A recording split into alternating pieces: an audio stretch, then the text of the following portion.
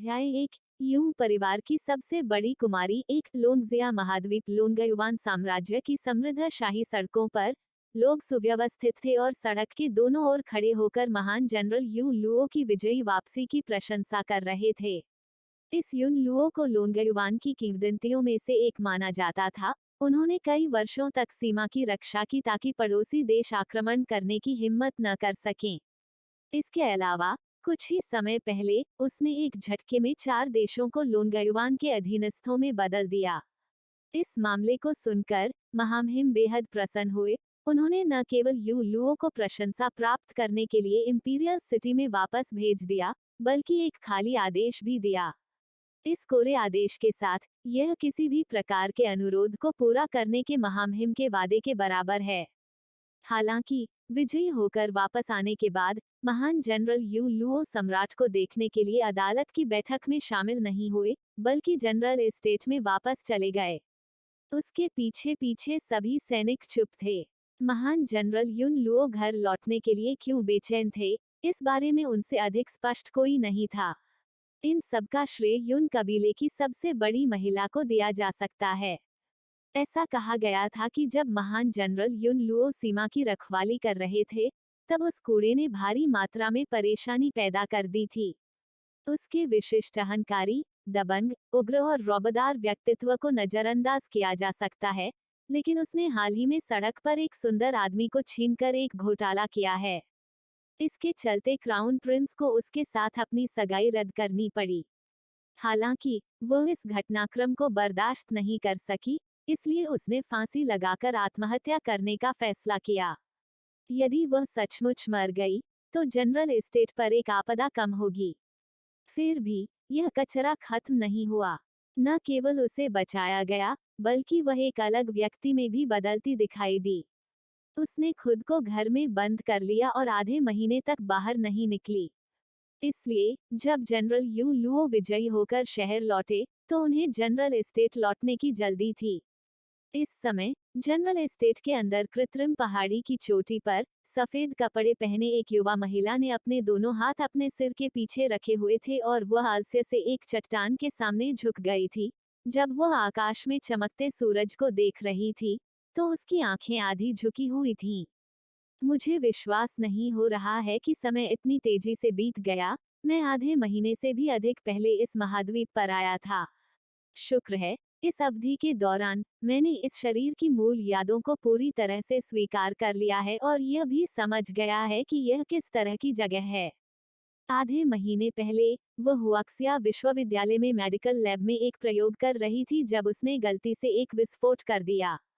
जागने पर उसने खुद को इस अजीब दुनिया में पाया।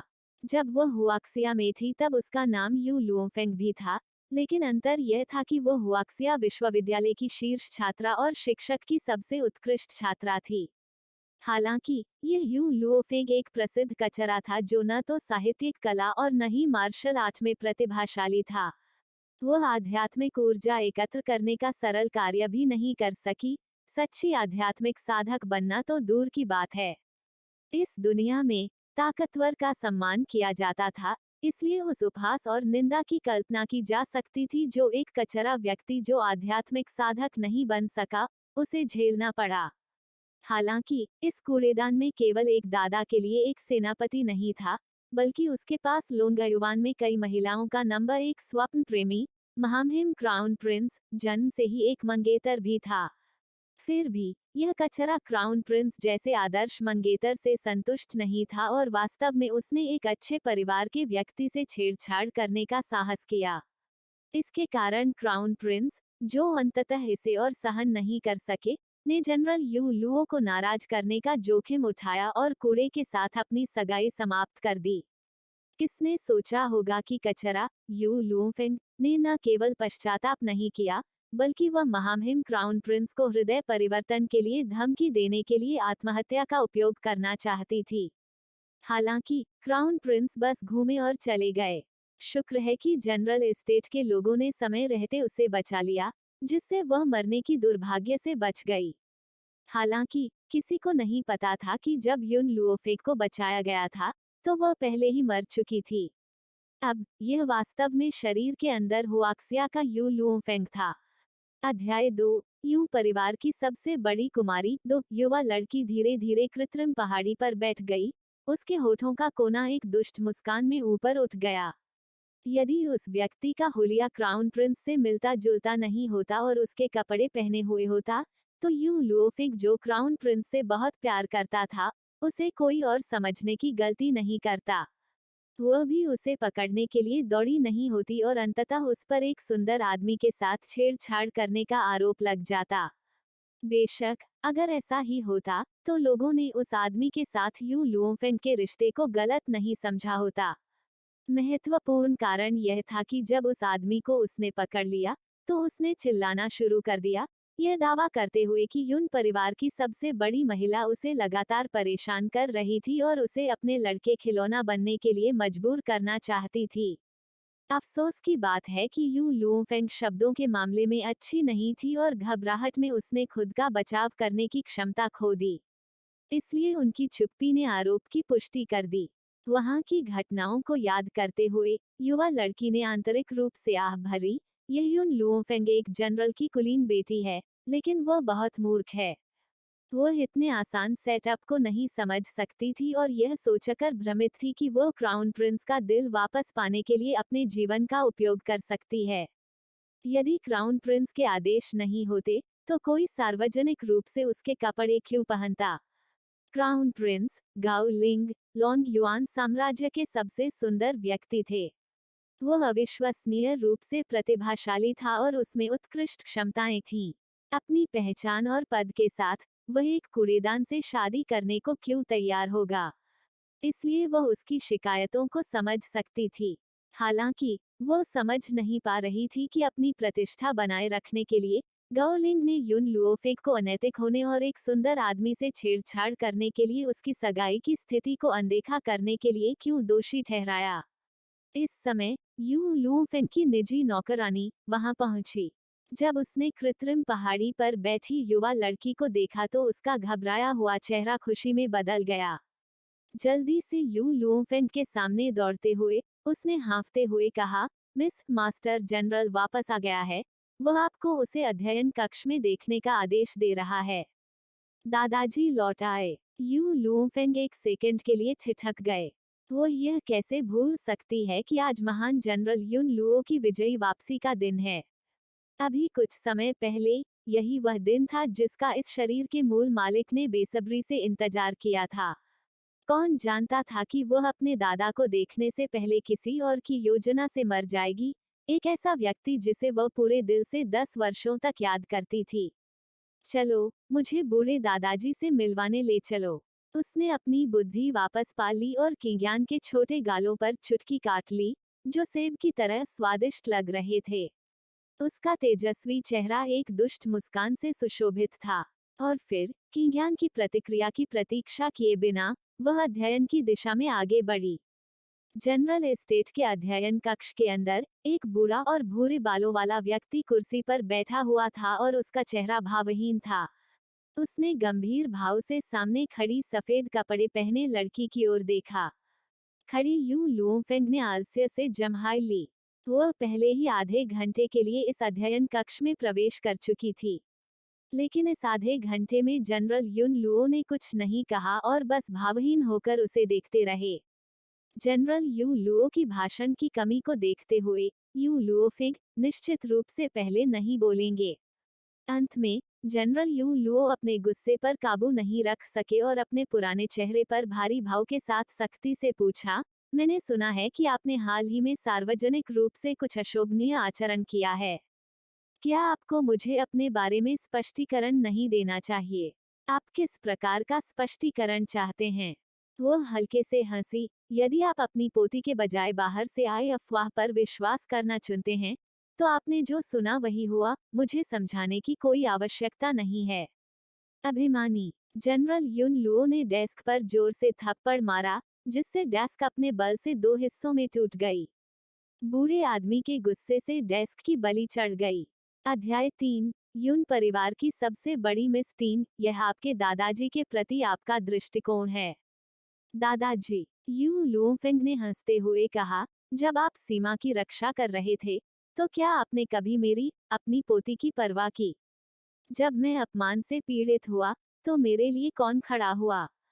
जब किसी ने मेरे खिलाफ साजिश रची, और मुझे उम्मीद थी कि कोई खड़ा होकर मेरी रक्षा करेगा, तो आप कहाँ थे? यदि जनरल यू लुओ ने सीमा की रक्षा नहीं की होती, तो क्या पूर्व यू लुओफेंग इतना दयनीय जीवन जीते होंगे? या फिर फंसा दिया जाएगा और बर्बाद कर दिया जाएगा? इसलिए उसके मन में अपने दादाजी के प्रति नाराजगी थी, जो 4 साल की उम्र में घर छोड़कर चले गए और उसके बाद कभी वापस नहीं आए। यह इस शरीर के पूर्व मालिक की नाराजगी के कारण था कि वो बूढ़े आदमी से इस तरह बात करती थी। हालांकि एक बार जब युन लुओफेंग ने यह कहना समाप्त कर लिया, तो उसने महसूस किया कि उसका पूरा शरीर आराम कर रहा है, जैसे कि कुछ मुक्त हो गया हो।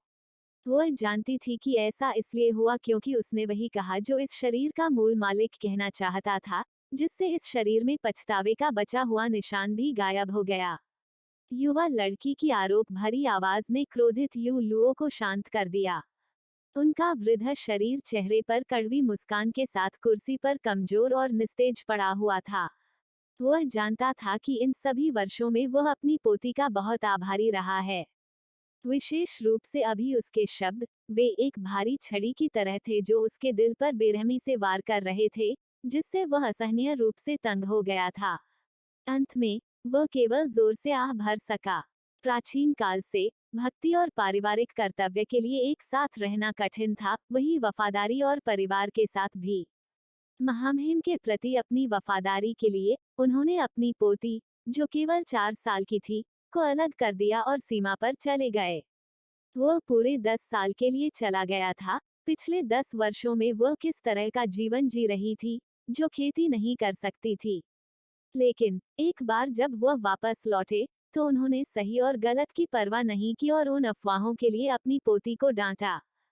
फैंग एयर यू लुओ ने अपना कठोर हाथ उठाया और अंत में उसे कमजोर तरीके से नीचे रखने से पहले धीरे से यू लुओ फेंग की ओर बढ़ाया। दादाजी ने आपके साथ अन्याय किया और पूरे यून कबीले के साथ भी अन्याय किया। आपके माता पिता ने देश के लिए खुद को बलिदान कर दिया, लेकिन दादाजी ने आपकी अच्छी देखभाल नहीं की। उस समय मूल रूप से उच्च उत्साही जनरल युन लुओ की उम्र कुछ वर्ष लग रही थी। पहले वह इतना क्रोधित था क्योंकि वह उससे निराश था, लेकिन ऐसा प्रतीत होता है कि वह भूल गया था कि वह 3 साल की उम्र में माता पिता के बिना रह गई थी, और जब वह 4 साल की थी तो उसने खुद घर छोड़ दिया था। जब वह छोटी थी तब से किसी ने उसे अनुशासित नहीं किया था, तो वह उसकी अपेक्षाओं पर कैसे खरी उतर सकती थी। उसे अभी भी स्पष्ट रूप से याद है कि जब उसे वापस जाना था, तो कैसे 4 वर्षीय जियो लुओफेग ने उसके कपड़े खींच लिए थे और उससे न जाने की भीख मांग रहा था। अंत में लोंग युआन साम्राज्य के नागरिकों की सुरक्षा के लिए उसने बेरहमी से उसे छोड़ दिया। अगर और कुछ नहीं है, तो मैं आराम करने के लिए वापस जा रही हूँ। यू लुओफेंग ने नींद से अपनी आंखें झपकाईं और सुस्ती से बोली। युवा लड़की के चेहरे पर उदासीनता देखकर युन लुओ की आंखों में गहरा अपराध बोध था। उसने कुछ कहने के लिए अपना मुंह खोला, लेकिन सारे शब्द उसके गले में फंस गए, इसलिए वह एक भी आवाज नहीं निकाल सका। तो फिर जाओ। अंत में उसने हल्के से आह भरी और कमजोर ढंग से उसे अपने हाथ से खारिज कर दिया। इन दो शब्दों ने मानो उसकी सारी शक्ति खत्म कर दी और वह अपनी आंखें बंद करके वापस गिर पड़ा। इस समय जनरल यू लुओ अब युद्ध के मैदान में उतने जोरदार नहीं लग रहे थे। वह अविश्वसनीय रूप से कमजोर दिखाई दे रहा था, मानो उसकी मोमबत्ती हवा से बुझ गई हो। यू लुओफेंग के लिए यह लगभग असहनीय था, लेकिन अंत में उसने कुछ नहीं कहा और अध्ययन कक्ष से बाहर जाने के लिए मुड़ गई। जब तक सफेद आकृति गायब नहीं हुई तब तक युन लुओ ने अपनी आंखें फिर से नहीं खोली। अपने चेहरे पर कड़वाहट लिए हुए उसने अध्ययन कक्ष में खाली जगह की ओर देखा और पूछा, किंग्या, क्या मैं वास्तव में गलत था? समाप्त कर ली होती और इस दुनिया को छोड़ दिया होता। किंग्या, यू किंग्या के शब्दों को सुनकर यू लुओ कहने से पहले एक पल के लिए चुप हो गए। भले ही यह खबर कि आप जीवित हैं बाहर नहीं जानी जा सकती, छोटी फैंगर अभी भी आपकी भतीजी है। अब जब वो बड़ी हो गई है, तो उसे उसके चाचा के अस्तित्व के बारे में बताने का समय आ गया है। अध्याय 4। यूं परिवार की सबसे बड़ी मिस 4। अध्ययन का गुप्त दरवाजा खुला और व्हीलचेयर में एक आदमी धीरे धीरे यू लुओ की तरफ चला गया। यह एक सुंदर और परिष्कृत दिखने वाला व्यक्ति था। उसकी विशेषताओं में उदासी का स्पर्श था। उसकी त्वचा बहुत पीली और सफेद थी, उस प्रकार की बीमार सफेद जहां ऐसा लग रहा था कि वह किसी भी क्षण गिर सकता है। उसे देखकर दूसरे लोगों को दया आ जाएगी। दुर्भाग्य से यह सुंदर लेकिन उदासीन व्यक्ति व्हीलचेयर पर बैठा हुआ था, बीमार और शारीरिक रूप से अक्षम, जिससे ऐसा लगता है कि वह कोई भारी बोझ नहीं सह सकता। पिताजी, आप तब चले गए जब वह 4 साल की थी, इसलिए आप नहीं जानते कि इतने वर्षों में उसने कितना अपमान सहा। और मेरे पास, उसके चाचा के रूप में, उसके बचाव या सुरक्षा के लिए खड़े होने का कोई रास्ता नहीं था, जिसके कारण वह आज जो है वह बन गई, एक उदासीन युवा महिला। उस आदमी की आवाज मीठे झरने के पानी की तरह थी, अविश्वसनीय रूप से ताजा। लेकिन अगर अन्य लोग यहाँ होते और सुनते कि इस आदमी ने युन लुओ को कैसे संबोधित किया, तो वे सदमे में पड़ जाते। हर कोई जानता था कि महान जनरल यू लुओ के केवल 2 बेटे थे। अतीत में एक बेटा दूसरे की तुलना में अधिक प्रतिभाशाली था। यू परिवार के दूसरे युवा गुरु यू क्विंग्या, जब वह केवल 15 वर्ष का था, तो वह पहले ही मध्य स्तरीय स्पिरिट कल्टीवेटर के शिखर पर पहुंच चुका था और उच्च स्तरीय स्पिरिट कल्टीवेटर बनने से सिर्फ एक कदम दूर था। यह ज्ञात था कि लोंगयुवान के भीतर केवल 2 उच्च स्तरीय आत्मा साधक थे, एक महान जनरल यू लुओ थे और दूसरे शाही परिवार के विशेषज्ञ थे। लेकिन आखिरकार उच्च स्तरीय स्पिरिट कल्टीवेटर बाधा को पार करने में दोनों को 40 साल लग गए। और फिर भी उस समय युन क्विंग्या केवल 15 वर्ष की थी। 12 साल की उम्र में मध्यम स्तर का, शीर्ष स्तर का स्पिरिट कल्टीवेटर बनना एक ऐसी बात थी जिस पर लोगों को बहुत गर्व होगा।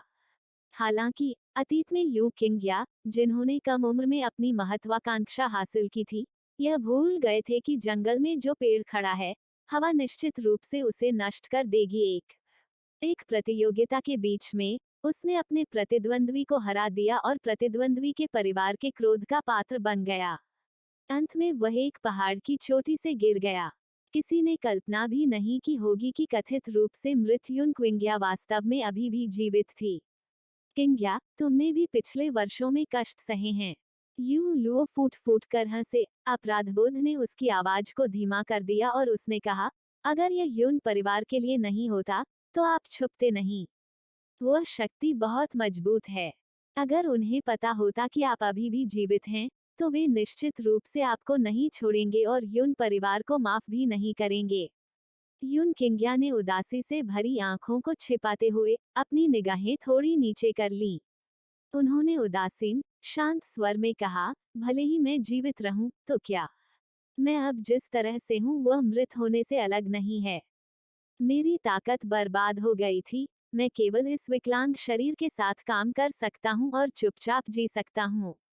मेरी अपनी भतीजी को बाहर अपमान सहना पड़ता है और मैं उसकी मदद करने के लिए बाहर नहीं निकल सकता। अगर यह 1 दशक पहले होता, भले ही आप और मैं घर पर नहीं होते, कोई भी लिटिल फिंगर को चोट पहुंचाने की हिम्मत नहीं करता। लेकिन अब युन परिवार की खातिर मैं किसी को यह नहीं बता सकता कि मैं अभी भी जीवित हूँ। उस वर्ष जब उस बल ने उसका पीछा किया जो उसे मारना चाहता था, तो वह अपने गंभीर रूप से घायल शरीर को घसीटकर दूर ले गया और भाग निकला। एक दिन भी नहीं हुआ कि उनकी मृत्यु की खबर फैल गई, लेकिन उस बल को विश्वास नहीं हुआ कि उनकी मृत्यु हो गई है, इसलिए वे यूं परिवार का निरीक्षण करने के लिए हर दिन लोगों को भेजते थे। अंत में वह गुप्त कक्ष में छिप गया। एक बार छिपने के बाद वह 1 दशक से कुछ अधिक समय तक छिपा रहा। 10 साल से कुछ अधिक समय तक बिना रोशनी के अंधेरे में रहने से उनकी बीमारी में कोई फायदा नहीं हुआ। इसने इसे और भी बदतर बना दिया।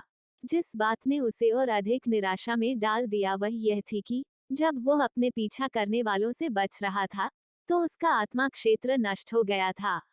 उसकी ताकत गायब हो गई और वह अब खेती नहीं कर सका। यदि ऐसा नहीं होता क्योंकि पिता ने पहले ही भाई को खो दिया था और वह अपने पिता को अपने ही बच्चे को फिर से दफनाने की इजाजत नहीं दे सकता था, तो शायद उसने बहुत पहले ही अपनी पीड़ा समाप्त कर ली होती और इस दुनिया को छोड़ दिया होता। किंग्या के शब्दों को सुनकर यू लुओ।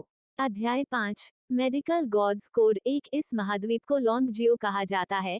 यह एक ऐसा महाद्वीप है जहां मार्शल आर्ट का सम्मान किया जाता है और जो लोग मार्शल आर्ट का अभ्यास करते हैं उन्हें स्पिरिट कल्टीवेटर कहा जाता है। एक स्पिरिट कल्टीवेटर को विभिन्न स्तरों में विभाजित किया जाता है। प्रारंभिक, मध्य, उच्च, पृथ्वी, आकाश, देवता और ऋषि। प्रत्येक स्तर को निम्न रैंक, मध्यवर्ती रैंक, उन्नत रैंक और शिखर रैंक में विभाजित किया गया है। हालांकि लोंगयुवान साम्राज्य में सबसे मजबूत लोग उच्च स्तर पर हैं और केवल 2 उच्च स्तरीय स्पिरिट कल्टीवेटर स्तर पर हैं। एक मेरे सस्ते दादा हैं, दूसरे हैं शाही परिवार से विशेषज्ञ। बिस्तर पर एक युवा लड़की की आंखें खुली। उसने हल्के से आह भरते हुए एकत्रित की गई जानकारी को सुलझाया। दुर्भाग्य से यह शरीर कमजोर और खराब गुणवत्ता का है। मेरे पास कृषक बनने का कोई रास्ता नहीं है। इस महाद्वीप पर जहां मार्शल आर्ट का सम्मान किया जाता है, जो व्यक्ति खेती नहीं कर सकता उसे कचरा कहा जाता है। ऐसा नहीं है कि इस शरीर के मूल मालिक ने पहले कभी खेती करने की कोशिश नहीं की थी, लेकिन हर बार जब वह आसपास की ऊर्जा को अवशोषित करना शुरू कर देती थी, तो शरीर में चुभने वाला दर्द महसूस होने लगता था और ठंडा पसीना आने लगता था, इसलिए वह केवल हार ही मान सकती थी। अच्छी बात यह है कि पूर्व युन लुओफेंग ने कई खेती तकनीकों का गहराई से अध्ययन किया और अब यह उनके लिए उपयोगी होगा। फुफकार। जब युन लुओफेंग ने आसपास की ऊर्जा को अवशोषित करने की कोशिश की, तो उसके शरीर में अचानक दर्द की तेज लहर महसूस हुई, इतना दर्दनाक कि उसका शरीर कांपने लगा और ठंडा पसीना टपकने लगा। नहीं, मैं हार नहीं मान सकता। अगर इस महाद्वीप पर खेती करने का कोई रास्ता नहीं है जहां ताकतवरों का सम्मान किया जाता है, तो अपमान में जीने के अलावा मैं केवल मरने का इंतजार कर सकता हूँ। मैं कभी भी कचरा बनने को तैयार नहीं होऊंगा। दरवाजे पर जब महान जनरल युन लुओ धक्का देकर दरवाजा खोलने की सोच रहे थे तो उन्हें कुछ महसूस हुआ। जो हाथ दरवाजे को छू रहा था वह रुक गया। तुरंत एक लड़की की सुरीली आवाज उसके कानों में पड़ी, जैसे कोई हाथ उसके दिल को जोर से दबा रहा हो। आह! युन लुओ ने अपना हाथ वापस ले लिया। उसकी नजर में अब अपराधबोध के अलावा परेशानी का एक अतिरिक्त संकेत भी दिख रहा था। इस लड़की ने खेती करने के लिए बहुत प्रयास किए, लेकिन उसने वास्तव में बाहरी अफवाहों पर विश्वास किया और उसे गलत समझा। न केवल वह वापस आया और उसकी देखभाल नहीं की बल्कि उसने उससे पूछताछ की और उसका दिल भी तोड़ दिया। Sir general. जब युन लुओ दोषी महसूस कर रहा था, तभी गृहस्वामी तेजी से पीछे से आया, बंद मुट्ठी के साथ झुका और कहा, महामहिम क्राउन प्रिंस उनसे मिलने आए थे। वो अब मुख्य हॉल में जनरल की प्रतीक्षा कर रहे हैं। क्राउन प्रिंस मिलने आए थे। यू लुओ ने बंद दरवाजे के सामने एक पल के लिए सोचा।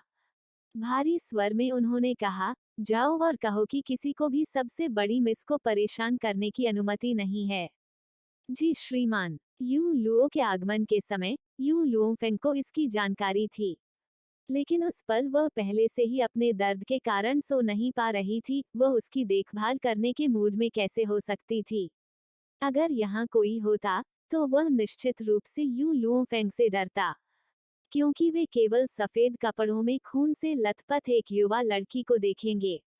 उसके रोम छिद्र खुले हुए थे और उनमें से लगातार रक्त की बूंदें बह रही थीं और ऐसा लग रहा था मानो वह रक्त के तालाब में नहा रही हो। यह असाधारण रूप से भयावह लग रहा था। जब युन लुओफेंग हाइपोवोल्मिया से बेहोश हो रही थी, तभी उसके दिमाग में एक आवाज फूटी, जिससे वह तुरंत होश में आ गई।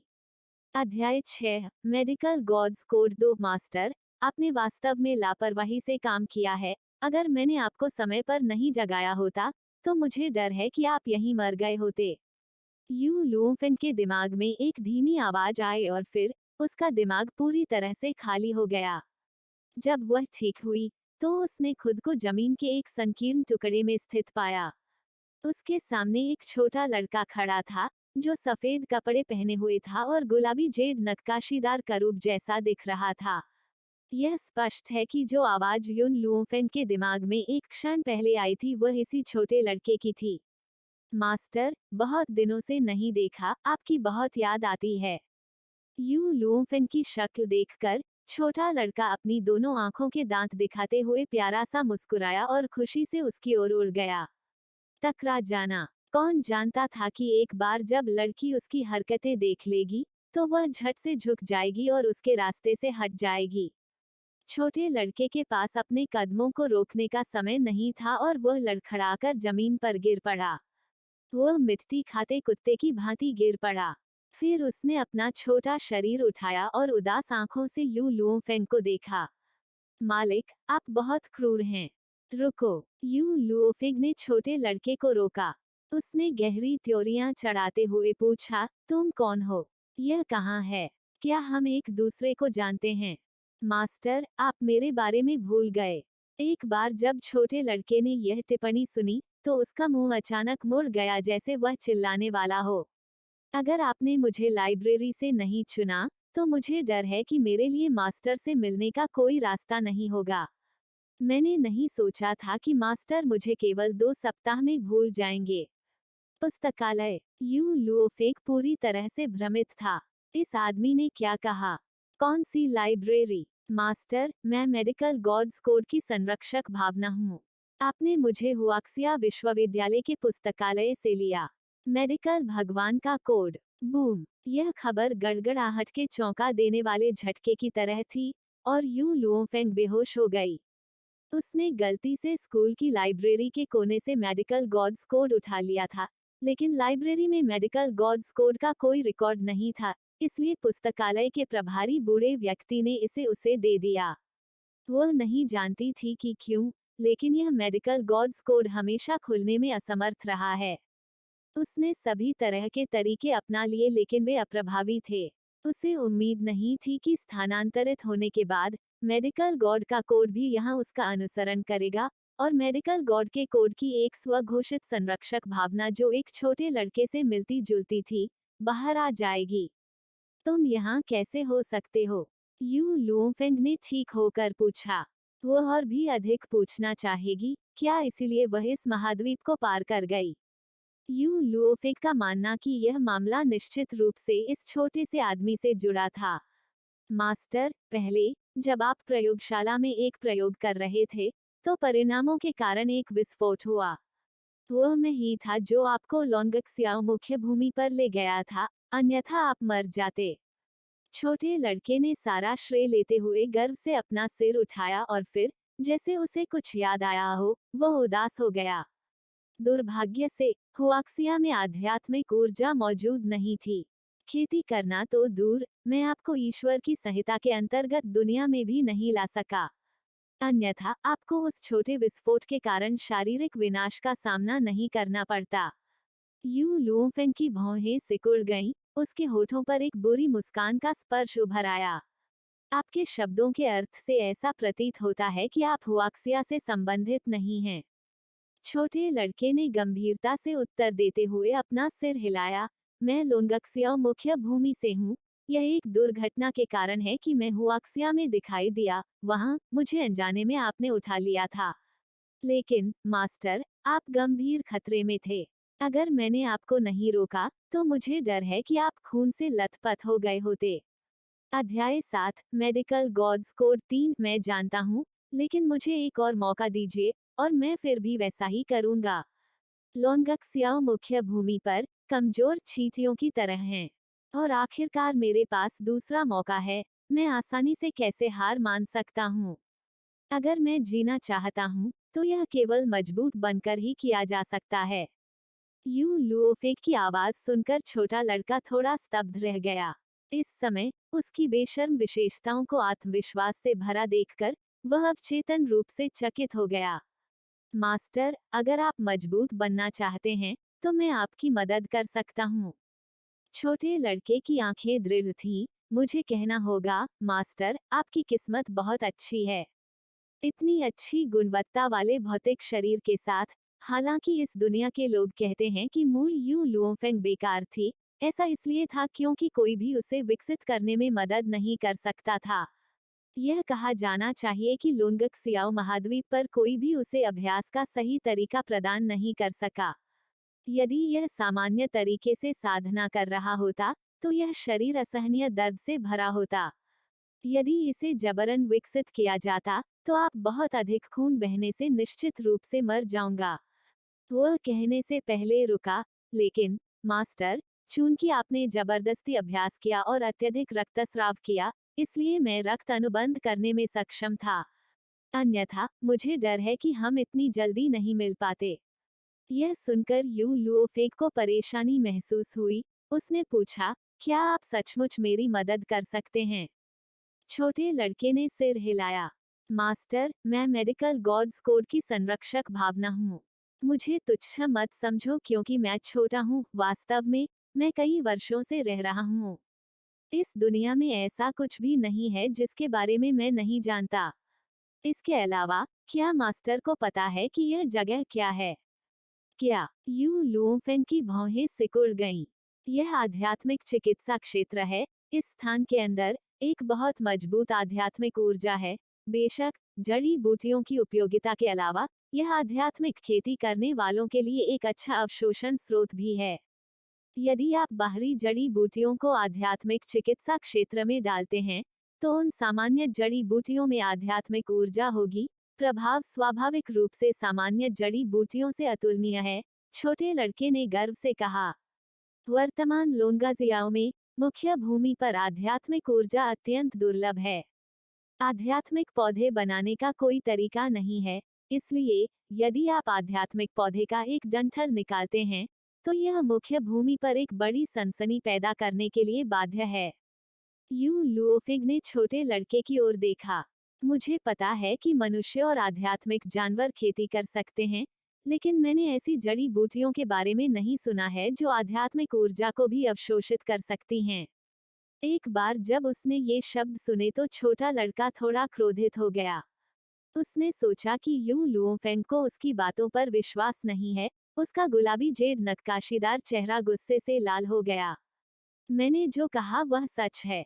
औषधीय जड़ी बूटियों को विकसित होने के लिए दुनिया में आध्यात्मिक ऊर्जा पर निर्भर रहने की आवश्यकता है, लेकिन अब मुख्य भूमि में बहुत कम आध्यात्मिक ऊर्जा है, इसलिए इसकी तुलना अतीत से नहीं की जा सकती है। इसलिए आध्यात्मिक जड़ी बूटियों के सफल विकास के बिना कई साल हो गए हैं। उन मुख्य भूमि के डॉक्टरों को देखें, वे साधारण जड़ी बूटियों से चाकू के घाव वाले मरीजों का इलाज करते हैं, जिन्हें ठीक होने में लंबा समय लगता है, कुछ को तो घाव भी हो जाता है। यदि कोई डॉक्टर जिसके पास आध्यात्मिक जड़ी बूटियां हैं, वह इसे गहरे घाव पर इस्तेमाल करता है तो इसे तुरंत ठीक किया जा सकता है। आध्यात्मिक जड़ी बूटियों के बीच यही अंतर है और साधारण जड़ी बूटियां। छोटे लड़के ने गुस्से में कहा, इसके अलावा उपचार आध्यात्मिक जड़ी बूटियों के उपयोग का सिर्फ एक पहलू है। कुछ आध्यात्मिक जड़ी बूटियों का उपयोग अभ्यास में मदद के लिए किया जा सकता है, और कुछ सीधे तौर पर आध्यात्मिक साधक को सफलता दिलाने में भी सक्षम हैं। निर्णायक, यह इतनी कम मात्रा में भूमि ही खोल सकता है, इसलिए तब तक प्रतीक्षा करें जब तक आपकी शक्ति सफल न हो जाए, इसमें और अधिक भूमि होगी। अध्याय 8, युवराज का दौरा। एक यून लुओफेग को उम्मीद नहीं थी कि जब उसने अनजाने में मेडिकल गॉड्स कोड उठा लिया था, तो इससे उसे इतने सारे लाभ होंगे। मैं कब खेती कर सकता हूँ?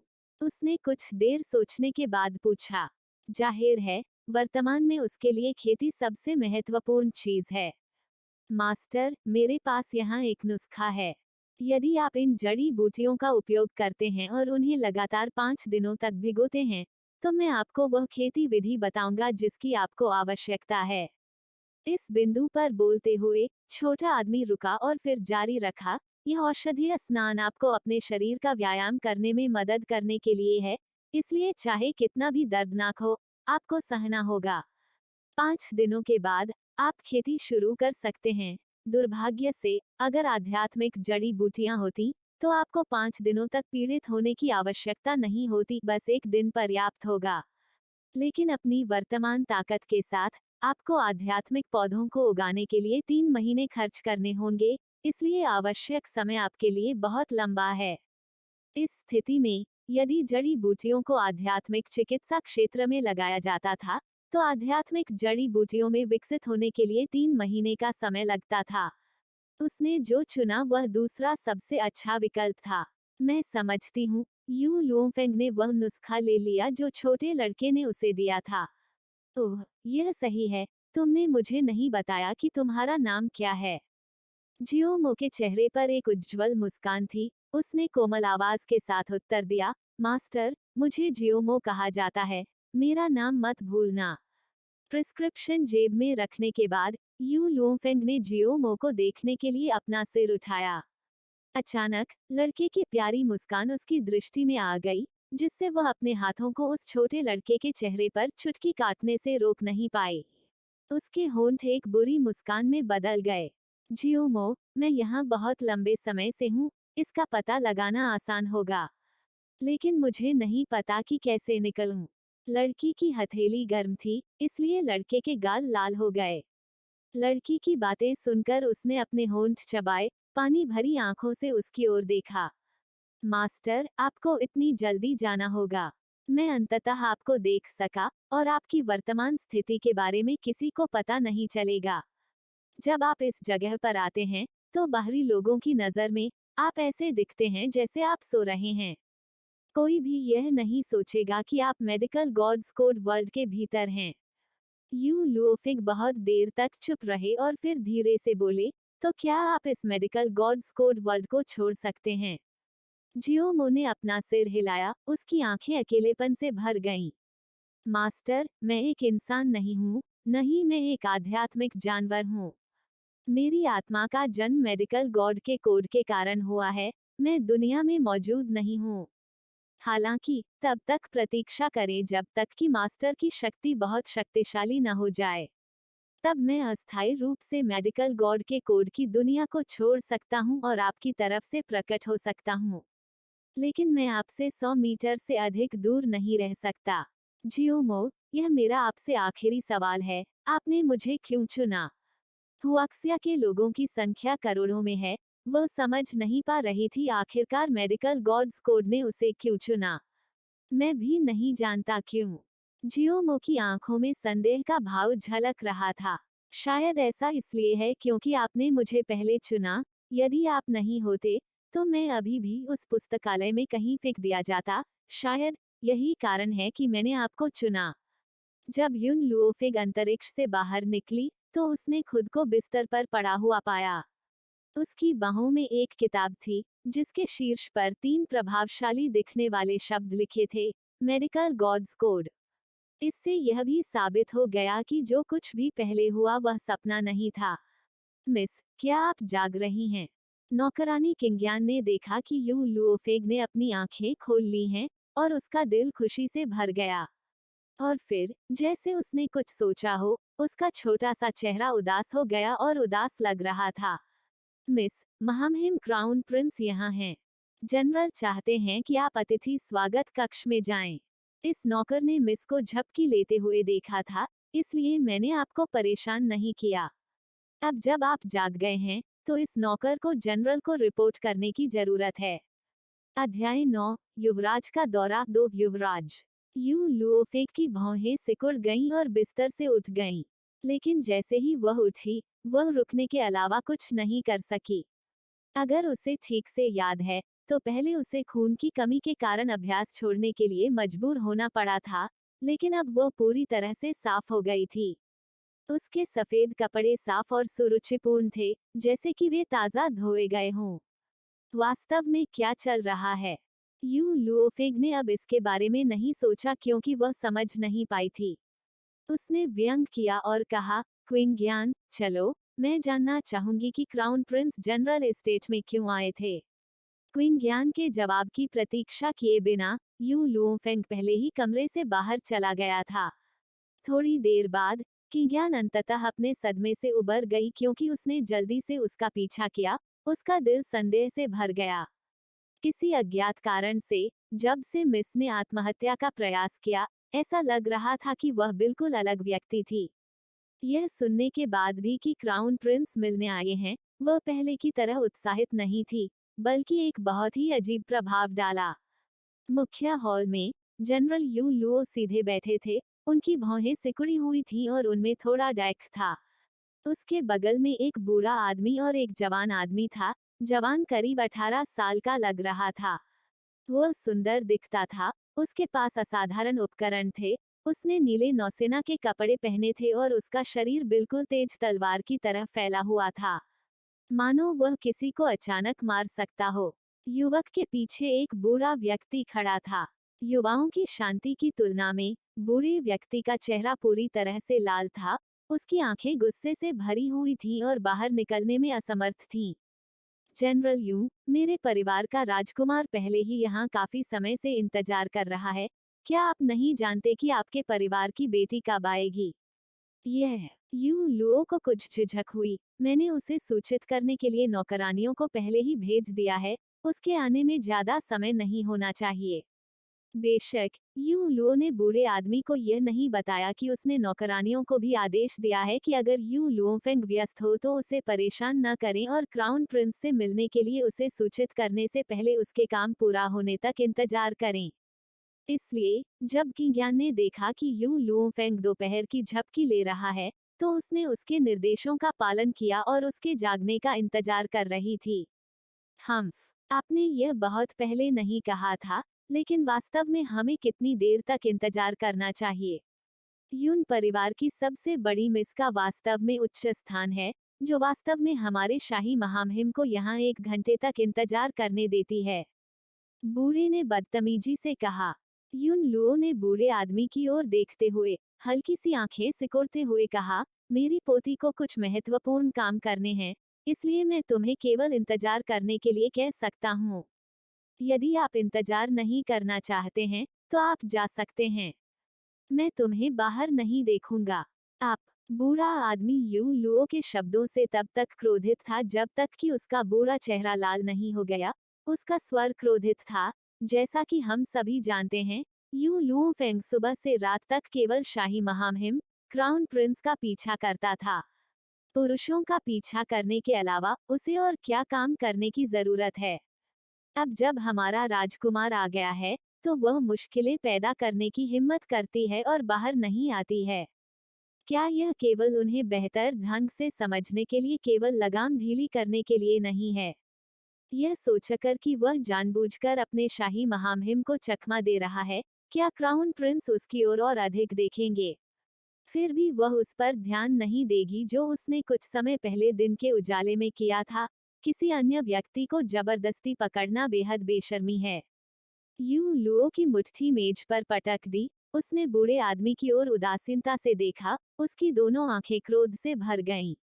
जिंगलिन, यह यू लुओ की पोती दूसरों के लिए इस तरह की गैर जिम्मेदाराना टिप्पणी करने के लिए उपयुक्त नहीं है। इसके अलावा, आपके पास यह साबित करने के लिए क्या सबूत है कि मेरी पोती द्वारा किसी अन्य व्यक्ति को जबरदस्ती छीनने की अफवाह सच है? इसे उस आदमी के एकतरफा शब्दों पर आधारित कर रहे हैं। अगर मैंने कभी आपको उसके बारे में एक वाक्य भी सुना, तो मैं अपने लाखों सैनिकों को आपकी संपत्ति को रौंद दूंगा। वैसे भी, इस तरह की बात मैं पहले ही एक बार कर चुका हूँ। मुझे दूसरी बार ऐसा करने में कोई आपत्ति नहीं है। दूसरी बार ऐसा करने में कोई आपत्ति नहीं है। अध्याय 10, युवराज का दौरा 3। जिंग लिन का चेहरा बदल गया। यह स्पष्ट था कि वह उस समय को याद कर रहा था जब उसने पूरे लोंगयुवान को तूफान से तबाह कर दिया था। उस वर्ष, यू लुओफेंग के माता पिता ने दुश्मन से लड़ने के लिए सैनिकों का नेतृत्व किया, और इसका परिणाम यह हुआ कि वर्तमान प्रधानमंत्री म्यू ने गलती से इस खुफिया जानकारी का खुलासा कर दिया था जो दुश्मन द्वारा प्राप्त की गई थी। इससे उसके माता पिता की दुखद मृत्यु हो गई। इस कारण से दुखी यू लुओ ने अपने सभी सैनिकों को प्रधानमंत्री की संपत्ति को समतल करने के लिए बुलाया। इससे लोंगयुवान साम्राज्य में बड़ी सनसनी फैल गई। आखिर में लोंगयुवान के सम्राट को मामला सुलझाने के लिए आगे आना पड़ा। हालांकि सम्राट ने उन्हें हर साल यू लुओफेंग के माता पिता की कब्र पर जाने के लिए कहा ताकि प्रधानमंत्री माफी मांग सके और नुकसान की भरपाई कर सके। फिर भी लोग समझते थे कि सम्राट प्रधानमंत्री के घर के प्रति पक्षपाती हैं। इस तथ्य के अलावा और कोई कारण नहीं कि प्रधानमंत्री म्यू की बेटी सम्राट की पसंदीदा उपपत्नी है। मूल रूप से यह मौत की सजा होनी चाहिए थी, लेकिन प्रधानमंत्री म्यू अभी भी स्वस्थ और जीवित हैं, हर साल पद पर चढ़े और अंततः प्रधानमंत्री के पद पर आसीन हुए। वार्षिक कब्र यात्रा के संबंध में, अगर उसने इस पर जोर नहीं दिया तो यह काफी अच्छा था, लेकिन क्या उससे यह उम्मीद भी की जा सकती है कि वो कब्र में जाएगा? बूढ़े आदमी, हाल ही में ऐसा लगता है कि तुम्हें बार बार गुस्सा आता है। तुम्हें अपना गुस्सा दूर करने की जरूरत है। इसी समय हॉल के बाहर से अचानक हंसी की आवाज आई। सफेद कपड़े पहने एक लड़की, जिसकी मुस्कान में आलस्य का स्पर्श था, अंदर आई। उसमें एक दुष्ट आकर्षण था और वह अनुशासनहीन लग रही थी। उसकी आंखें बिना हंसी के लुओ के चेहरे की ओर देखने लगीं। शुरू से अंत तक उसने मुख्य हॉल में बैठे युवक की ओर नहीं देखा, जैसे कि उसे उसके अस्तित्व पर बिल्कुल भी ध्यान नहीं दिया हो। मूल रूप से युवक केवल चुपचाप चाय पी रहा था। यून लुओफेक की आवाज सुनने के बाद ही उसने अंततः अपना सिर उठाया। उसकी नजर हल्के से उसके शरीर पर पड़ी और पछतावे का संकेत मिला। किसी को तो यह कहना ही पड़ेगा कि यह यून लुओफेग वास्तव में सुंदर थी। दुर्भाग्य से वो बड़ी छाती वाली, पुरुषों का पीछा करने वाली बिना दिमाग वाली महिला थी और उसमें थोड़ी सी भी प्रतिभा नहीं थी। तो फिर इस बकवास औरत में उनके पक्ष में खड़े होने की योग्यता कैसे हो सकती है? उसकी किस्मत में मनुष्यों के बीच एक ड्रैगन बनना लिखा था और वह सिर्फ एक बर्बादी थी जिसका हर कोई तिरस्कार करता था। यदि उसने उससे विवाह किया तो उसकी प्रतिष्ठा नष्ट हो जाएगी। हे, युन लुओ ने 2 बार सूखी खांसी, उसके चेहरे पर शर्मिंदगी का भाव था। फिगर, तुम आए। यह बदबूदार लड़का, वह उसके लिए गुस्सा था, फिर भी वह वास्तव में चाहती है कि वह अपना गुस्सा दूर करे। क्या लोगों को इतना नाराज करने की जरूरत है? दरअसल यू लूफेंग कुछ देर पहले दरवाजे पर आए थे, तो उसने दादाजी और जिंगलिन की सारी बातचीत पहले ही सुन ली थी। शुरू से ही बूढ़े व्यक्ति के उसके प्रति अंधाधुंध आरोपों के कारण उसके मन में इस घटिया दादा के प्रति कोई अच्छी भावना नहीं थी। लेकिन उसे उम्मीद नहीं थी कि अन्य लोगों के सामने यह बूढ़ा व्यक्ति उसके लिए खड़ा होगा। इसलिए दादा होने की भावनाएं बहुत बुरी नहीं लगी। यू लुओफेन के होंठ ऊपर की ओर मुड़े हुए थे। मैं अभी उठा हूँ, इसलिए स्वाभाविक रूप से मुझे देर हो जाएगी। जाग उठा। यू लुओ का बूढ़ा चेहरा शर्मिंदगी से जल उठा।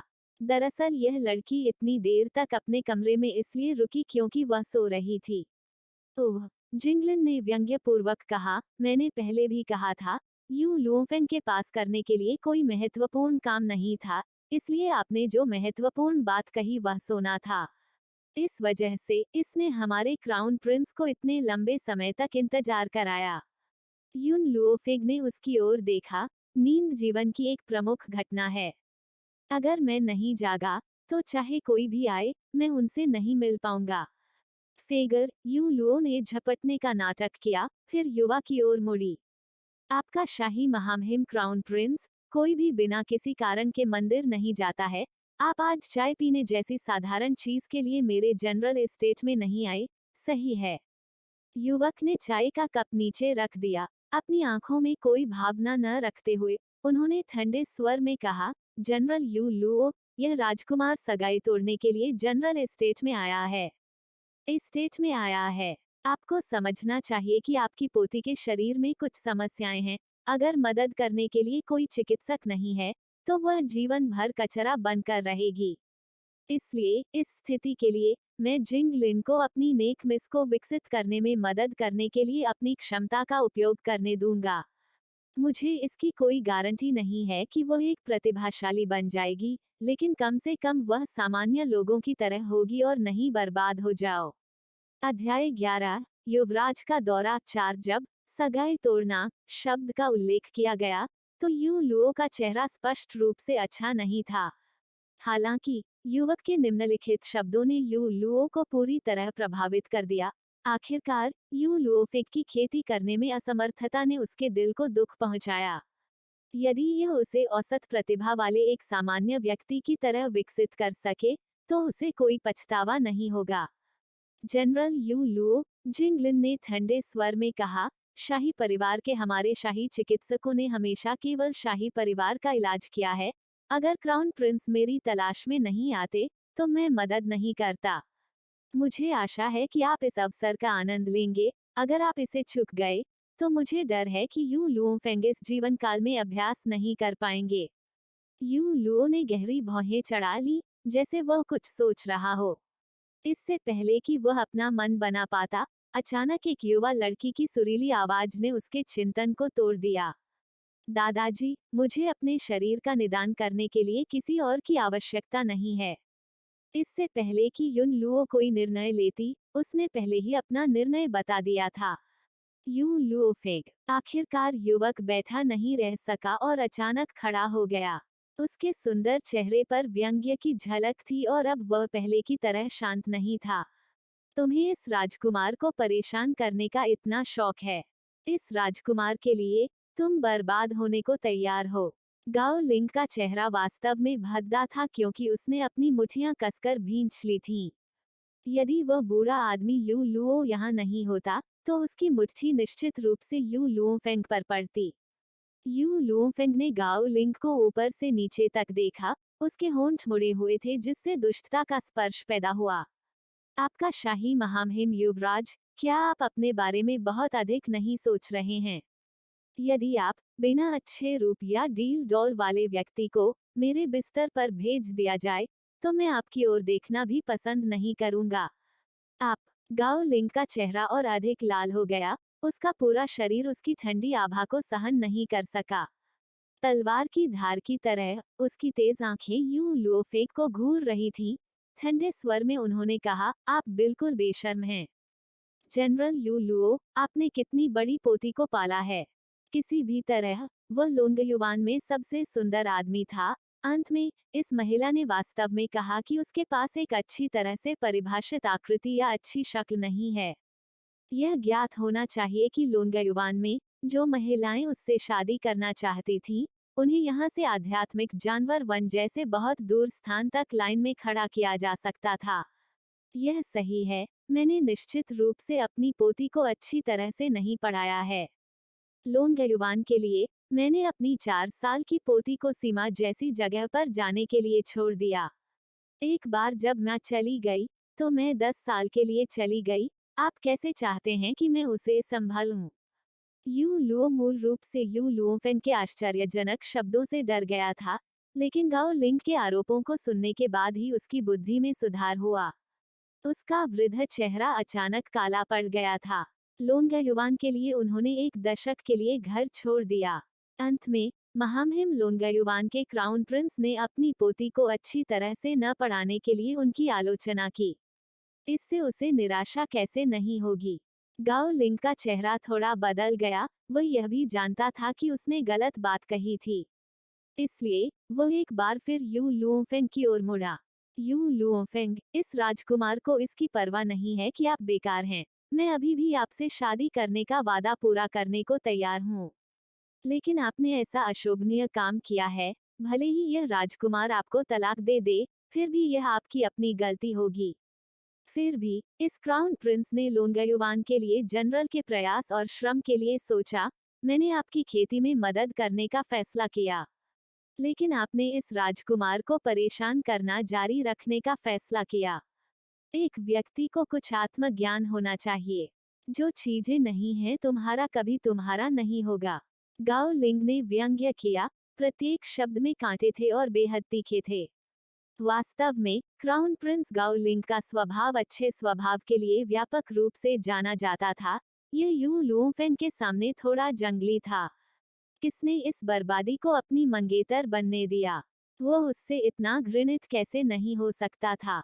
इन वर्षों में जब भी वह उसे देखता था, वह आसानी से क्रोधित हो जाता था। वह बस खुद को रोक नहीं पाता था। वह बस खुद को रोक नहीं पाता था। हालांकि यह यू लुओफेंग कुत्ते की खाल के प्लास्टर की तरह था और इसे किसी भी कीमत पर हटाया नहीं जा सकता था। अध्याय 12, युवराज का दौरा 5। क्या क्राउन प्रिंस इंसानों की बोली नहीं समझते? युन लुओफेंग की भौं थोड़ी सी सिकुड़ गई। उसकी आंखें जिंगलिन पर टिक गईं और उसके होठों पर एक शैतानी मुस्कान रह गई। मैंने उसके इलाज से इनकार नहीं किया क्योंकि मैं तुम्हें परेशान करना चाहता था। ऐसा इसलिए है क्योंकि उसके पास अपने चिकित्सा कौशल से मेरे संविधान को ठीक करने की क्षमता नहीं है। जियोमो के अनुसार खेती करने में उनकी असमर्थता किसी बीमारी के कारण नहीं थी, बल्कि ऐसा इसलिए था क्योंकि उनका संविधान बहुत खास था।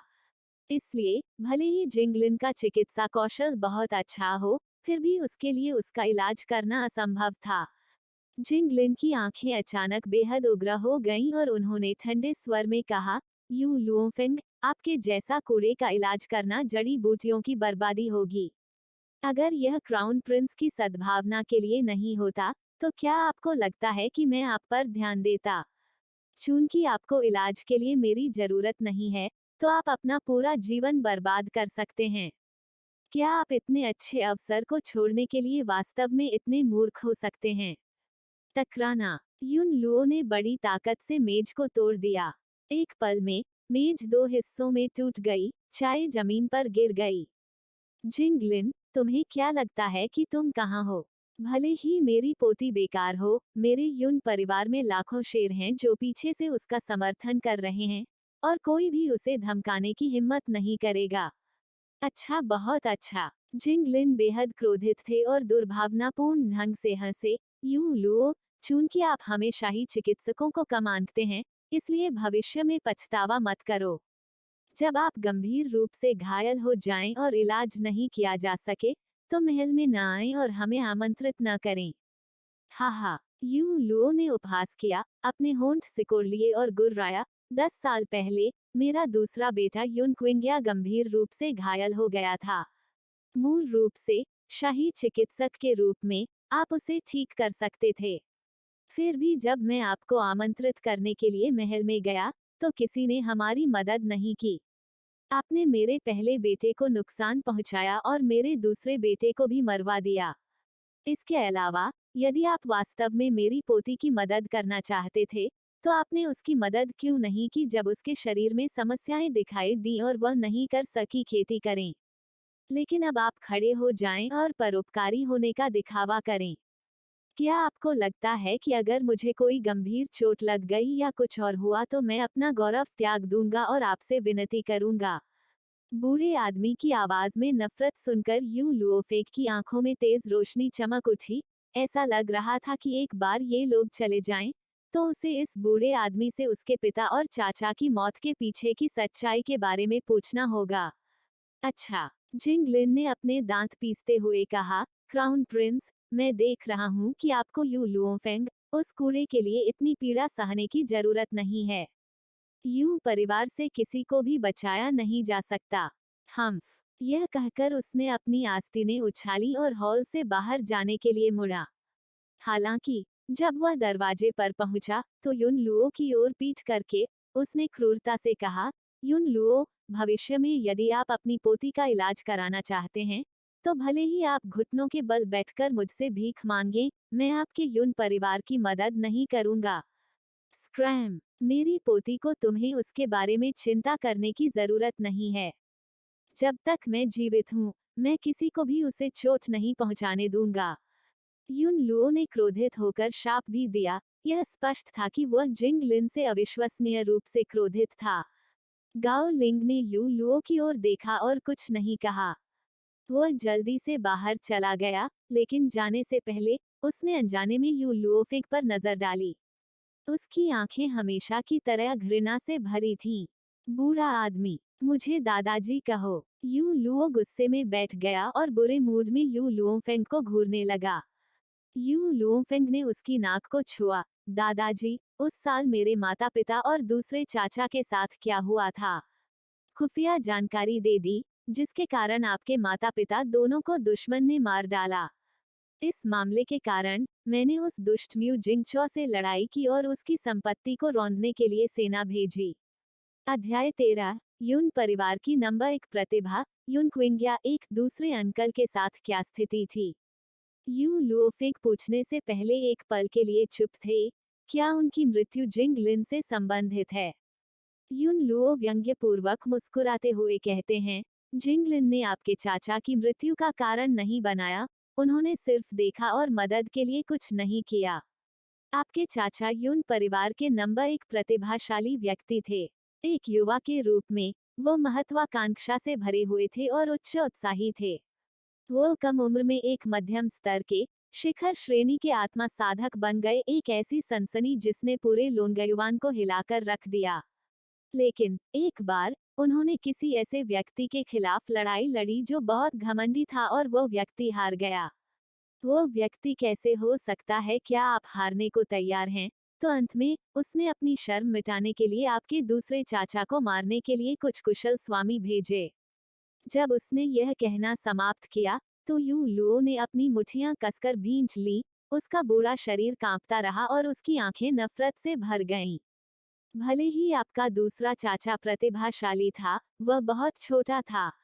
वह अभी तक परिपक्व भी नहीं हुआ था। वह इतने मजबूत विशेषज्ञों के खिलाफ कैसे लड़ सकता था? लेकिन उसने फिर भी भागने की सख्त कोशिश की। जब वह खून से लथपथ था और रेंगते हुए घर आया, तो मैं उन शाही चिकित्सकों से मदद की गुहार लगाने के लिए इंपीरियल पैलेस में गया, लेकिन उन लोगों को उस जानवर जिंगलिन ने रोक दिया था। उसने उन्हें आपके दूसरे चाचा का इलाज नहीं करने दिया, यहाँ तक मैंने घुटने टेक दिए, और उसने फिर भी मदद नहीं की। सबसे पहले यू लुओ ने यू क्विंग्या को मृत खेलने देने के बारे में नहीं सोचा था, इसलिए वह मदद के लिए महल में गया। मृत का किरदार निभाना यून क्विंग्या का अपना विचार था। यदि उस शक्ति के लोगों को पता चला कि वह अभी भी जीवित है, तो न केवल वे विशेषज्ञों को भेजना जारी रखेंगे, बल्कि वे यून परिवार को भी नहीं जाने देंगे। धर्मनिरपेक्ष दुनिया में यू परिवार की ताकत बहुत शक्तिशाली है, लेकिन उस ताकत की तुलना में यह कुछ भी नहीं थी। क्या जिंगलिन को हमारे यून परिवार से कोई शिकायत है? यून लुओफेंग यही सबसे पूछना चाहता था। यू लुओ ने सिर हिलाया। जिंगलिन और प्रधानमंत्री म्यू के बीच अच्छे संबंध हैं। वो म्यू वुशुंग का गुरु है, वह दुष्ट म्यू जिंगचो की पोती है। यह सुनने के बाद ही यू लुओफेंग को आखिरकार समझ आया। शव के मूल मालिक को महामहिम क्राउन प्रिंस का पीछा करने के अलावा कुछ नहीं पता था और उन्हें अन्य चीजों की परवाह नहीं थी। तो अब जाकर उसे जिंगलिन और म्यू परिवार के बीच संबंधों के बारे में पता चला। सम्राट यू लुओफेंग ने अपनी भौहें सिकोड़ ली। मेरे माता पिता ने राज्य के लिए खुद को बलिदान कर दिया, और आपने भी अपना पूरा जीवन लोंगयुवान साम्राज्य के लिए समर्पित कर दिया। लेकिन जब मेरे चाचा गंभीर रूप से घायल हो गए, तो उनके पास कहने के लिए कुछ नहीं था। यू लुओ की आंख में थोड़ा अंधेरा छा गया। उसका चेहरा देखकर यू लुओफेंग अनुमान लगा सकता था कि वह क्या सोच रहा था और उपहास करने से खुद को नहीं रोक सका। यह सम्राट, आप उसके लिए क्यों लड़ना चाहते हैं? फेंगर, आप गलत हैं। मैं राज्य के लिए लड़ता हूँ, महामहिम सम्राट के लिए नहीं। मैंने यह लोंगयुवान साम्राज्य के सामान्य नागरिकों के लिए किया। आम नागरिक? यू लुओफेंग ने कठोर मुस्कान बिखेरी। इन साधारण नागरिकों की खातिर आप मेरे माता पिता से बदला लेना छोड़ सकते हैं। आप तब दूसरे अंकल को छोड़ सकते थे। दादाजी, आप और मैं एक जैसे नहीं हैं। मुझे दुनिया के लोगों की परवाह नहीं है, न ही उन साधारण नागरिकों की। जो कोई भी मेरे प्रियजनों को छुएगा, भले ही इसका मतलब स्वर्ग के खिलाफ जाना हो, मैं उनसे बदला लूंगा। युवा लड़की के चेहरे की विशेषताएं अहंकारपूर्ण थीं और उसके शब्द निर्भीक थे। इसने जनरल युन लुओ को इतना डरा दिया कि उनकी आंखें चौड़ी हो गईं। ऐसा लग रहा था जैसे यह पहली बार था जब वह अपनी पोती को जान रहा था, जिसे उसने कई सालों से नहीं देखा था। दादाजी, आपने यह आम लोगों के लिए किया होगा, लेकिन क्या आम लोगों को आप पर दया आई? पिता और माता की मृत्यु के बाद क्या कोई बाहर आया और आपके साथ म्यू एस्टेट को रौंद डाला? आपकी सेना के अलावा किसने आपकी मदद की? जब दूसरे चाचा गंभीर रूप से घायल हो गए, तो क्या हम लोगों ने खड़े होकर आपके लिए गुहार लगाई? नहीं। जानता है कि यू लुओफेंग ने जो कहा वह गलत नहीं है। उन्होंने लोंगयुवान साम्राज्य के लिए बहुत कुछ त्याग किया, लेकिन जब उन्हें मदद की जरूरत पड़ी, तो किसी ने उनकी मदद नहीं की। आप एक मेधावी अधिकारी थे, और आपके बेटे और बहू को राज्य के लिए बलिदान दिया गया था, लेकिन जब आपके दूसरे बेटे को मदद की जरूरत थी और मामले को सुलझाने के लिए केवल एक शाही आदेश की आवश्यकता थी, लेकिन उसने ऐसा नहीं किया। इस तरह का सम्राट आपकी वफादारी के योग्य नहीं है। अध्याय 14। यूं परिवार की नंबर 1 प्रतिभा। यूं किंग्या 2। यह सही है, यूं लुओ ने मुस्कुराते हुए कहा। मैंने खुद को राज्य के लिए समर्पित कर दिया था, लेकिन तब जब मैं नश्वर खतरे में था तो उसने मदद नहीं की। जब मैंने एक दशक के लिए लोंगयुवान साम्राज्य छोड़ दिया तो उसने आपकी अच्छी देखभाल भी नहीं की। मैंने इस राज्य के लिए आपके माता पिता दोनों को खो दिया है। मैं आपको भी खोने का जोखिम नहीं उठा सकता, लेकिन मैं पहले से ही बूढ़ा हूँ और केवल कुछ ही समय तक आपकी रक्षा कर सकता हूँ। यदि आपका दूसरा चाचा ठीक हो सकता है तो आप उसके संरक्षण में रह सकेंगे। युन लुओ ने यह कल्पना करने की हिम्मत नहीं की कि यह लड़की उनके निधन के बाद कैसे जीवित रहेगी। आपने अभी अभी क्या कहा? एक पल के लिए युन लुओफेक को लगा कि उसके कानों में समस्या हो रही है। उसने थोड़ा अविश्वसनीय होकर फिर पूछा, आपने सेकंड अंकल कहा? क्या सेकंड अंकल पहले से ही नहीं हैं? फेंगर, आप तब बहुत छोटे थे और हम आपको कुछ बातें नहीं बता सकते थे, अन्यथा आपके दूसरे चाचा का जीवन एक बार फिर खतरे में पड़ जाएगा। युन लुओ ने आह भरते हुए कहा, सच में, आपके चाचा की मृत्यु नहीं हुई, वह इस समय तक जीवित रहे हैं। लेकिन दुर्भाग्य से, आपके दूसरे चाचा की कथित मृत्यु के बाद, जिन लोगों ने आपके दूसरे चाचा को मारने की कोशिश की थी, वे युन परिवार पर नजर रख रहे हैं। वे लोग कुछ साल पहले तक नहीं गए थे। फिर भी मैंने आपके दूसरे चाचा को जाने नहीं देने की हिम्मत की। प्रकट हो, क्योंकि यदि उस शक्ति को पता चल गया तो वे आपके दूसरे चाचा को फिर से मारने आएंगे और वे युन परिवार को भी नहीं जाने देंगे। उस मामले से न केवल युन क्विंग्या के दिल को दुख पहुंचा, बल्कि उसे भी दर्द हुआ।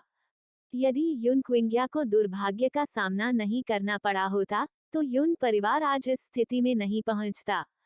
उसके हाथ में वर्तमान सत्ता को न देखें, क्योंकि यह सत्ता अभी भी शाही परिवार द्वारा नियंत्रित थी। यदि वे चाहते हैं कि वह वापस आए तो उन्हें लौटना ही होगा। दादाजी, क्या आप जो कह रहे हैं वह सच है? दूसरे चाचा अभी भी जीवित हैं। युन लुओफेक की आंखें एक सेकंड के लिए चमक उठीं। इस चाचा के प्रति वह सदैव उत्सुकता से भरी रहती थी, और अब जब वह अभी भी जीवित है और इस दुनिया में है, तो वह कैसे उत्साहित नहीं होती। तुम्हारे दूसरे चाचा की वास्तव में मृत्यु नहीं हुई, लेकिन उनका शरीर विकलांग हो गया है। वास्तव में, यदि उन शाही चिकित्सकों ने मदद की होती, तो तुम्हारे चाचा वैसे नहीं होते जैसे वह अब हैं। अब वह चल नहीं सकते, उनका डेंटियन बर्बाद हो गया है, और वह अब ठीक नहीं हो सकते हैं। दादाजी, मैं दूसरे अंकल से मिलना चाहता हूँ। यू लुओफेंग ने अपना सुंदर चेहरा उठाया और दृढ़ता से कहा। चूंकि उसके पास मेडिकल गॉड्स कोड था, इसलिए उसे किसी भी प्रकार की लाइलाज बीमारी को ठीक करने का विश्वास था। हालांकि इससे पहले उसे यू क्विंग्या की जांच करनी होगी, तभी उसे उचित उपाय पता चलेगा। अंधेरे, आर्द्र कक्ष और नम फुटपाथ ने यू लुओफेंग को थोड़ा परेशान कर दिया। बगल से यू लुओ ने उसका चेहरा नहीं देखा, इसलिए वह बात करता रहा। वर्षों से उस बल की आंखों और कानों से बचने के लिए तुम्हारे चाचा यहाँ रह रहे हैं। मैंने अपने विश्वास पात्र से उन्हें हर दिन भोजन और पानी भेजने को कहा है। उसकी आवाज फीकी पड़ गई और दोनों एक पत्थर के कक्ष की ओर चल दिए। यू लुओ ने दीवार पर एक स्विच दबाया और पत्थर कक्ष का दरवाजा खुलते ही एक धमाका हुआ। अंदर बाहर जितना गीला नहीं था, यह साफ और सुंदर था और इसमें चंदन की सुगंध थी। एक आदमी व्हीलचेयर पर एक किताब पकड़े हुए था। उसका मुंह हल्का सा घूम गया और फिर जब उसने दरवाजा खुलने की आवाज सुनी तो उसने धीरे से अपना सिर उठाया। उसकी ठंडी आंखों ने दरवाजे पर खड़े बूढ़े और जवान व्यक्ति को देखा और उसकी आंखें धीरे धीरे गर्म हो गईं। वास्तव में एक सुंदर, कैंटाबिल जैसा, गुणी, शानदार और अद्वितीय व्यक्ति। युन लुओफेंग ने उस आदमी की आश्चर्यजनक उपस्थिति को देखने के बाद वहां भरने के अलावा कुछ नहीं कर सकी। दादाजी, लोग कहते हैं कि क्राउन प्रिंस गाओलिंग लोंगयुवान साम्राज्य में सबसे खूबसूरत आदमी हैं, लेकिन मुझे लगता है कि सेकंड अंकल इस शीर्षक के लिए अधिक उपयुक्त हैं। गाओ लिंग सेकेंड अंकल की तुलना में कुछ भी नहीं है। अध्याय 15। यून परिवार की नंबर 1 प्रतिभा। यून क्विंग्या 3। मेरी लड़की, मैंने तुम्हें कई वर्षों से नहीं देखा है और तुम वास्तव में बहुत बदसूरत हो गई हो। मैं अब सिर्फ एक विकलांग व्यक्ति हूँ, मैं दूसरों के साथ तुलना कैसे कर सकता हूँ? यून किंग्या ने बेबसी से हंसते हुए कहा। दूसरे अंकल, अपने आप को अपमानित मत करो। अब भी गाओ लिंग तुलना करने की उम्मीद नहीं कर सकता। कहने की जरूरत नहीं है, आप अधिक समय तक व्हीलचेयर पर नहीं बैठेंगे। इस पत्थर कक्ष में प्रवेश करने और अब तक उसने यू क्विंग्या की स्थिति का विश्लेषण लगभग पूरा कर लिया था। भले ही मेडिकल गॉड का कोई कोड न हो, चिकित्सा क्षेत्र में उसके पिछले जीवन के अभ्यास के कारण उसके पैरों का इलाज करना कोई समस्या नहीं होगी। लेकिन उनके आत्मिक क्षेत्र को पुनः स्थापित करने में कुछ कठिनाई हुई। यून क्विंग्या के चेहरे पर एक अजीब सी मुस्कान झलक रही थी। लड़की, दूसरे अंकल के पैर की नसें अवरुद्ध हो गई हैं और यहाँ तक खड़े होने की क्षमता भी खत्म हो गई है। मेरी सारी ताकत बर्बाद हो गई है, अब मैं बस जीवित रहने के लिए संघर्ष कर रहा हूँ और गुप्त रूप से कचरे की तरह जीवन जी रहा हूँ। एक समय वो नंबर 1 प्रतिभाशाली व्यक्ति था जिसने पूरे लोंगयुवान साम्राज्य को हिलाकर रख दिया था। वह कितना बुलंद हौसला वाला था। इससे कोई फर्क नहीं पड़ता कि वो कहाँ जाता था, वह हमेशा सबका ध्यान अपनी ओर आकर्षित करता था। आज मात्र 10 वर्ष के भीतर ही उसकी वसीयत ध्वस्त हो गई और वह स्वयंहीन दृष्टि से देखने लगा। यू लुओफेक का दिल थोड़ा दुखा। यह सबसे प्रतिभाशाली युवा था। मैं नहीं मानता कि इस दुनिया में कोई भी बेकार है। यून लुओफेन के होठों पर मुस्कान आ गई। भले ही आपके पास ताकत नहीं है, आप अपनी क्षमता के अन्य क्षेत्रों को भी दिखा सकते हैं। पहली शर्त यह है कि आपको इस व्हीलचेयर से खड़ा होना होगा। दादाजी, दूसरे चाचा, मैंने वास्तव में इन पिछले वर्षों के दौरान गुप्त रूप से खुद को मास्टर बना लिया है। मैं उनके साथ चिकित्सा सीख रहा हूँ। मुझे विश्वास है कि समय के साथ मेरे पास दूसरे चाचा को फिर से खड़ा होने देने की क्षमता होगी। मेडिकल गॉड्स कोड बेहद महत्वपूर्ण था, इसलिए वह अपने परिवार को भी इस बारे में नहीं बता सकी और उसे झूठ बोलना पड़ा। वैसे भी इन वर्षों में यू किंग्या पत्थर कक्ष के भीतर रही है और यू लुओ लोंगयुवान साम्राज्य में नहीं थी। उसकी वास्तविक स्थिति कोई नहीं जानता था। फैंगर, आप कह रहे हैं कि आप चिकित्सा सीख रहे हैं। यून लुओ का दिल बहुत खुश हुआ और फिर उसने हंसते हुए कहा, अच्छा, यह वास्तव में अच्छा है। यदि आप एक चिकित्सक बन सकते हैं, भले ही भविष्य में आपके दादाजी यहाँ न हो, यदि आपके पास चिकित्सा कौशल है, तो आप दूसरों से दुर्व्यवहार नहीं सहेंगे। लोंगजियाओ मुख्य भूमि में आत्मा की खेती करने वाले एकमात्र सम्मानित लोग नहीं थे। भले ही आपके पास विकसित करने की प्रतिभा न हो, फिर भी यदि आपके पास महान बुद्धि है तो आप संपन्नता से जी सकते हैं। सम्मानित चिकित्सकों की तो बात ही छोड़िए। निस्संदेह, यदि आपके पास मार्शल आर्ट या साहित्यिक कला में प्रतिभा नहीं है, तो आप सचमुच कूड़े का टुकड़ा हैं। बिल्कुल पूर्व यून लुओफेक की तरह। लड़की, तुम्हारे दादाजी ने जो कहा वह गलत नहीं है। यदि तुम्हारे पास चिकित्सा कौशल है, तो तुम कम से कम भविष्य में कई विशेषज्ञों के साथ संबंध बना सकती हो और इस महाद्वीप पर जीवित रहने के बारे में चिंता करने की जरूरत नहीं होगी। यून क्विंग्या ने मुस्कुराते हुए कहा। यह जानते हुए कि यू लुओफेंग गुप्त रूप से चिकित्सा सीख रहा था, उनके पहले विचार यू क्विंग्या के शरीर के बारे में नहीं थे, बल्कि इस बारे में थे कि कैसे यू लुओफेंग को भविष्य में बदमाशी सहने की जरूरत नहीं पड़ेगी। यू लुओफेंग का दिल गर्मजोशी से बह रहा था।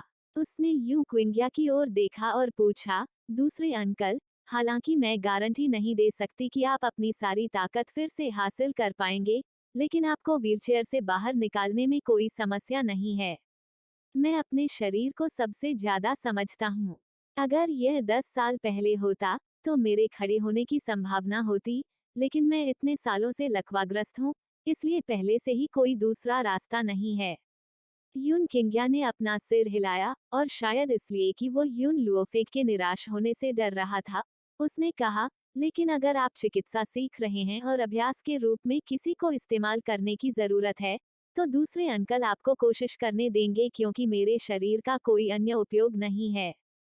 दूसरे अंकल, आपको चिंता करने की जरूरत नहीं है, मैं आपको, क्योंकि मेरे शरीर का कोई अन्य उपयोग नहीं है। दूसरे अंकल, आपको चिंता करने की जरूरत नहीं है, मैं आपको खड़ा करने के लिए हर संभव प्रयास करूंगा। यू लुओफेंग के चेहरे पर मुस्कान खिल गई।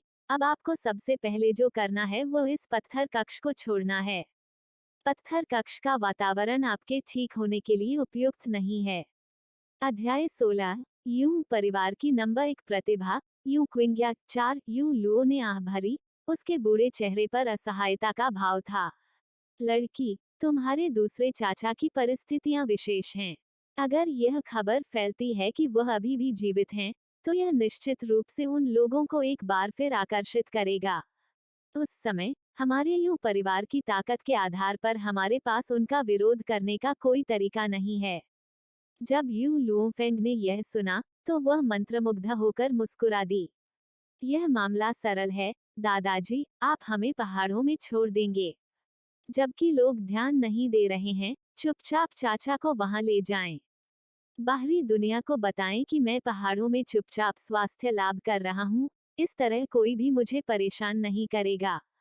जैसा कि सभी जानते हैं, यू लुओफेंग का शरीर बीमार है, जिसके परिणामस्वरूप वह अभ्यास भी करने में असमर्थ है। इसलिए अगर वह पहाड़ों में चुपचाप स्वास्थ्य लाभ कर रही थी, तो यह वास्तव में बहुत आश्वस्त करने वाला है। लिटिल फिंगर, यह तुम्हारे लिए कठिन होगा। यू क्विंग्या ने यू लुओफेंग के सिर को छूने के लिए अपना हाथ उठाया। उसकी आंखों में ठंडक के साथ दिल का दर्द भी था।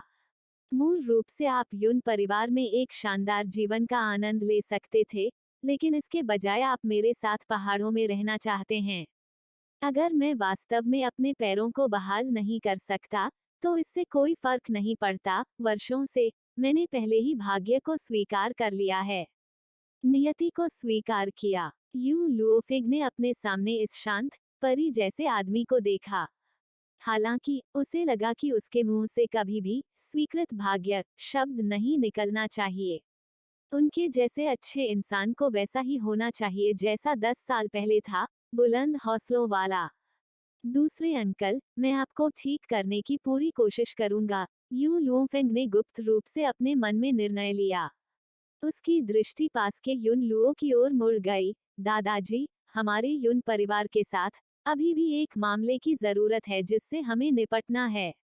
एक, बोलो। वह नहीं जानता था कि क्यों, लेकिन वर्तमान यू लुओ को लग रहा था कि वह अपनी पोती को बहुत स्पष्ट रूप से नहीं देख पा रहा है। टीएल, बेशक आप नहीं कर सकते। वह कोई और है।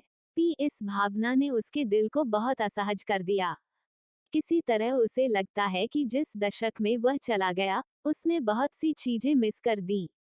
युन लुओफेंग की आंखें दृढ़ संकल्प से चमक उठीं। दादाजी, क्या आपने कभी ऐसे वाक्यांश के बारे में सुना है? उच्च उपलब्धियां गुरु को ढक लेंगी। आपके हाथों में लाखों सैनिक और घोड़े हैं, वो कुत्ता सम्राट ठीक से कैसे सो सकता है? यदि आप चाहते हैं कि यू परिवार शांति से रहे, तो उस सैन्य शक्ति को जाने देना चाहिए। अन्यथा यह निश्चित रूप से यू परिवार के लिए आपदा लाएगा। इन दिनों यू लुओफेंग को इस दुनिया की स्थिति समझ में आ गई है। इस विशाल मुख्य भूमि में शाही शक्ति सर्वोच्च नहीं है। शाही शक्तियों के ऊपर मजबूत छिपे हुए परिवार और अन्य ताकतें हैं।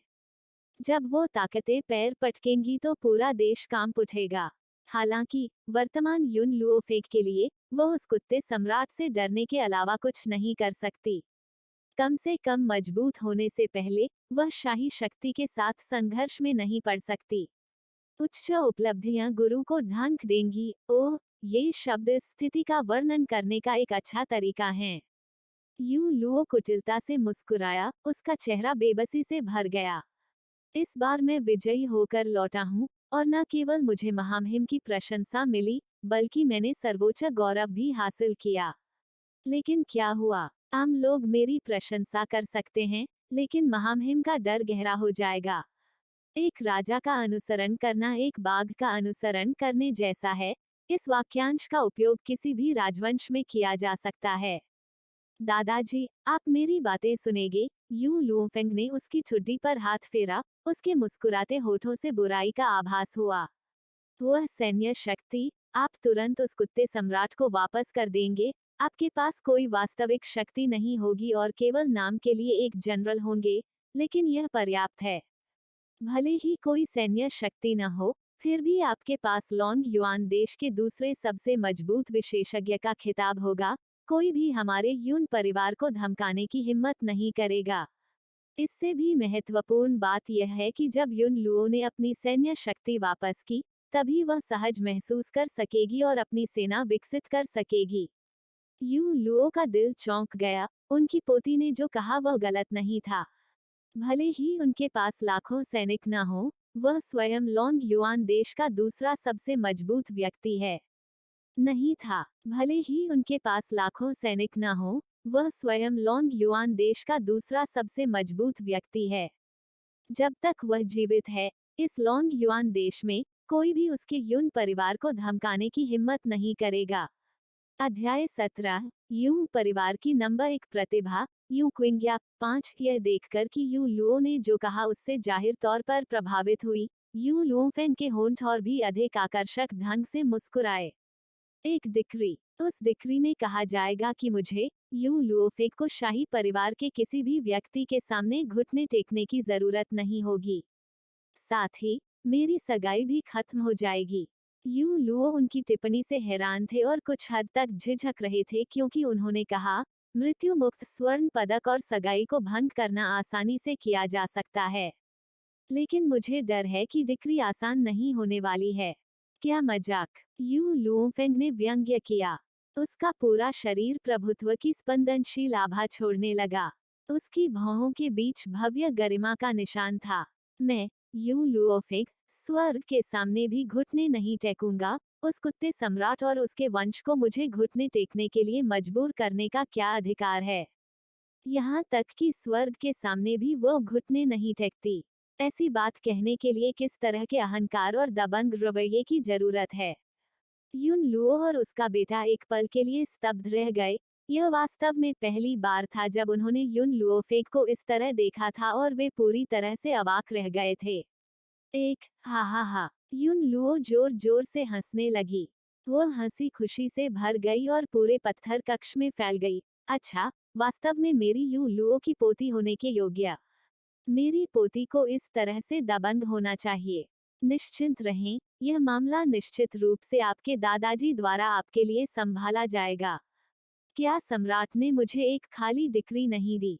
इस बार आपके दादाजी इस खाली डिक्री का उपयोग करेंगे और आपके लिए इस पर चर्चा करेंगे। यू लुओफेंग चाहती है कि यह डिक्री, जिस तरह से यू लुओ इसे प्राप्त करने के लिए उपयोग करती है, उससे उसे परेशान होने की जरूरत नहीं है। दादाजी, क्या आपके पास पैसे हैं? कुछ देर सोचने के बाद युन लुओफेंग ने उस दिल से हंसते हुए बूढ़े आदमी की ओर देखा और पूछा। उसकी वर्तमान प्राथमिकता पहले अपनी ताकत बढ़ाना है। केवल मजबूत शक्ति के साथ ही वह महाद्वीप पर मजबूती से पैर जमा सकती है। आप पैसे के साथ क्या करना चाहते हैं? शायद इसलिए कि यू लुओ अच्छे मूड में हैं। यहाँ तक उनकी आवाज भी हंसी से भरी थी। अगर आपके पास कुछ भी खरीदने की जरूरत है, तो मैं आपके साथ लोगों को लाऊंगा। ओह, यह ऐसा है। यू लुओफेंग ने अपनी नाक रगड़ी। मुझे चिकित्सा सीखने के लिए बहुत सारे चिकित्सा पौधों का उपयोग करने की आवश्यकता है, इसलिए मैं यून परिवार के कुछ पैसे का उपयोग करना चाहता हूँ। हाहा, यह सुनकर यू लुओ का मूड और भी बेहतर हो गया। उनका चेहरा खुशी से भर गया और उन्होंने कहा, यह यून परिवार के खजाने की कुंजी है। अगर आपको पैसे की जरूरत है तो सीधे खजाने में जाएं। कितना है? आप कितना प्राप्त कर सकते हैं? भले ही आप इसे खाली कर दें, कोई समस्या नहीं है, उन्होंने कहा और यू लुओफेंग की ओर चाबियों का एक गुच्छा फेंक दिया। यू लुओफेंग ने चाबियां ली, अपनी भौहें सिकोड़ी और मजाक में कहा, इतनी उदार। खजाने का सारा पैसा मैं स्वतंत्र रूप से ले सकती हूँ। आप इतने उदार कब हो गए? मैंने सोचा था कि आप मुझे यूं ही भेज देंगे। लड़की के शब्दों में स्पष्टता चापलूसी झलक रही थी। कोई भी सुन सकता था कि वह मजाक कर रही है। लेकिन युन लुओ पीछे नहीं हटी और गुस्से में हंसते हुए उसके बट पर लात मारी। यह बदबूदार लड़का, यह मादरचोद वास्तव में इस बूढ़े आदमी का मजाक उड़ाने की हिम्मत कर रहा है। अगर तुम में हिम्मत है तो भागो मत। यह बूढ़ा आदमी तुम्हें तब तक लात मारता रहेगा जब तक कि मेरा अंतिम नाम तुम्हारे जैसा न हो जाए। बूढ़े व्यक्ति की बातें सुनने के बाद यू लुओफेंग के कदम लड़खड़ा गए और वह लगभग जमीन पर गिर पड़ी। लेकिन उसने फिर भी अपने बट को रगड़ा जो यू लुओ की लात से घायल हो गया था और बिना पीछे देखे तेजी से बाहर भाग गई। अपने पिता के गुस्से वाले चेहरे को देखकर यू क्विंग्या का मुंह थोड़ा हिलने से नहीं रुक सका। वह बूढ़े आदमी को याद दिलाना चाहता था कि उन दोनों का उपनाम मूल रूप से एक ही था। हालांकि इस समय बूढ़े व्यक्ति को याद दिलाना स्पष्ट रूप से परेशानी मोल लेना है, इसलिए यू क्विंग्या ने बहुत समझदारी से अपना मुंह बंद कर लिया। अध्याय 18 यू परिवार की नंबर 1 प्रतिभा। Yu Qingya 6 Fang Yu restaurant Long Yuan देश का सबसे शानदार रेस्तरां है। अफवाहों के अनुसार इस फैंग यू रेस्तरां का मालिक शाही परिवार का हिस्सा है। इसलिए इन सभी वर्षों में किसी ने भी फैंग यू रेस्तरां में गड़बड़ी करने की हिम्मत नहीं की। यहाँ तक जब वे अहंकारी, दबंग कुलीन बच्चे भी फैंग यू रेस्तरां में प्रवेश करते हैं तो उनके साथ अच्छा व्यवहार किया जाता है। इस समय फैंग यू रेस्तरां के भीतर एक डीलक्स निजी कमरे में क्राउन प्रिंस गाओ लिंग ठंडे चेहरे के साथ बैठे थे और ठंडी ठंडी आभा बिखेर रहे थे। मैंने कहा, महामहिम युवराज। उसके बगल में बैठा ब्रोकेड कपड़ों में एक आदमी आखिरकार इसे सहन करने में असमर्थ हो गया और उसने भौहें चढ़ाते हुए कहा, क्या आपने जनरल मैनर की यात्रा नहीं की थी? वहां से वापस आने के बाद से आपके चेहरे पर इतनी जानलेवा नजर क्यों आ रही है? आपने जनरल मैनर में ऐसा क्या सहा जो आपको इतना गुस्सा आया? गाओ लिंग ने जमकर शराब पी और उसके सुंदर चेहरे पर गुस्सा फूट पड़ा। क्या यह अभी भी उस फालतू युन लुओफेंग के कारण नहीं है? सगाई तोड़ने के लिए मैंने जिंगलिन को उसका इलाज करने दिया, लेकिन मुझे परेशान करने के लिए उसने मना कर दिया। मुझे नहीं पता कि वो बेकार क्या सोच रहा है। यह हमारे लिए बिल्कुल असंभव है। वो मुझे कड़वाहट से परेशान क्यों करना चाहती है? क्राउन प्रिंस आमतौर पर सौम्य होते हैं, केवल यू लुओफेंग का जिक्र करते समय ही वह इतने चिढ़ जाते थे। जब तक यू लुओफेंग नाम का उल्लेख किया जाएगा, क्या वह मारने की इच्छा करेगा? यह नहीं हो सकता। ब्रोकेड पहने हुए व्यक्ति ने गाओ लिंग को आश्चर्यचकित होकर देखा। यू लुओफेंग की वास्तव में ऐसी महत्वाकांक्षा है, आपसे शादी करने के लिए उसने खुद को भी नजरअंदाज कर दिया। मैं आपके शाही महामहिम क्राउन प्रिंस से कहता हूँ, इस यू लुओफेंग के समर्पित प्रेम को देखते हुए आपको बस उसे स्वीकार करना चाहिए। गाओ लिंग ने ब्रोकेड पहने हुए आदमी को ठंडी नजरों से देखा, उसकी आंखें बर्फ जैसी ठंडी थीं। यू लुओफेंग वह बकवास है, यहाँ तक इस क्राउन प्रिंस की उपपत्नी होने के बावजूद यह अभी भी उसके लिए बहुत ऊंचा पद है। किसी भी मामले में शादी निश्चित रूप से भंग होनी चाहिए। ब्रोकेड पहने हुए लड़के ने अपना फोल्डिंग पंखा खोला, उसके चेहरे की विशेषताएं मुस्कुरा रही थीं। तो आपको आपके जैसे ही शारीरिक बनावट वाला एक व्यक्ति मिला जो आपके जैसा पोज दे सके।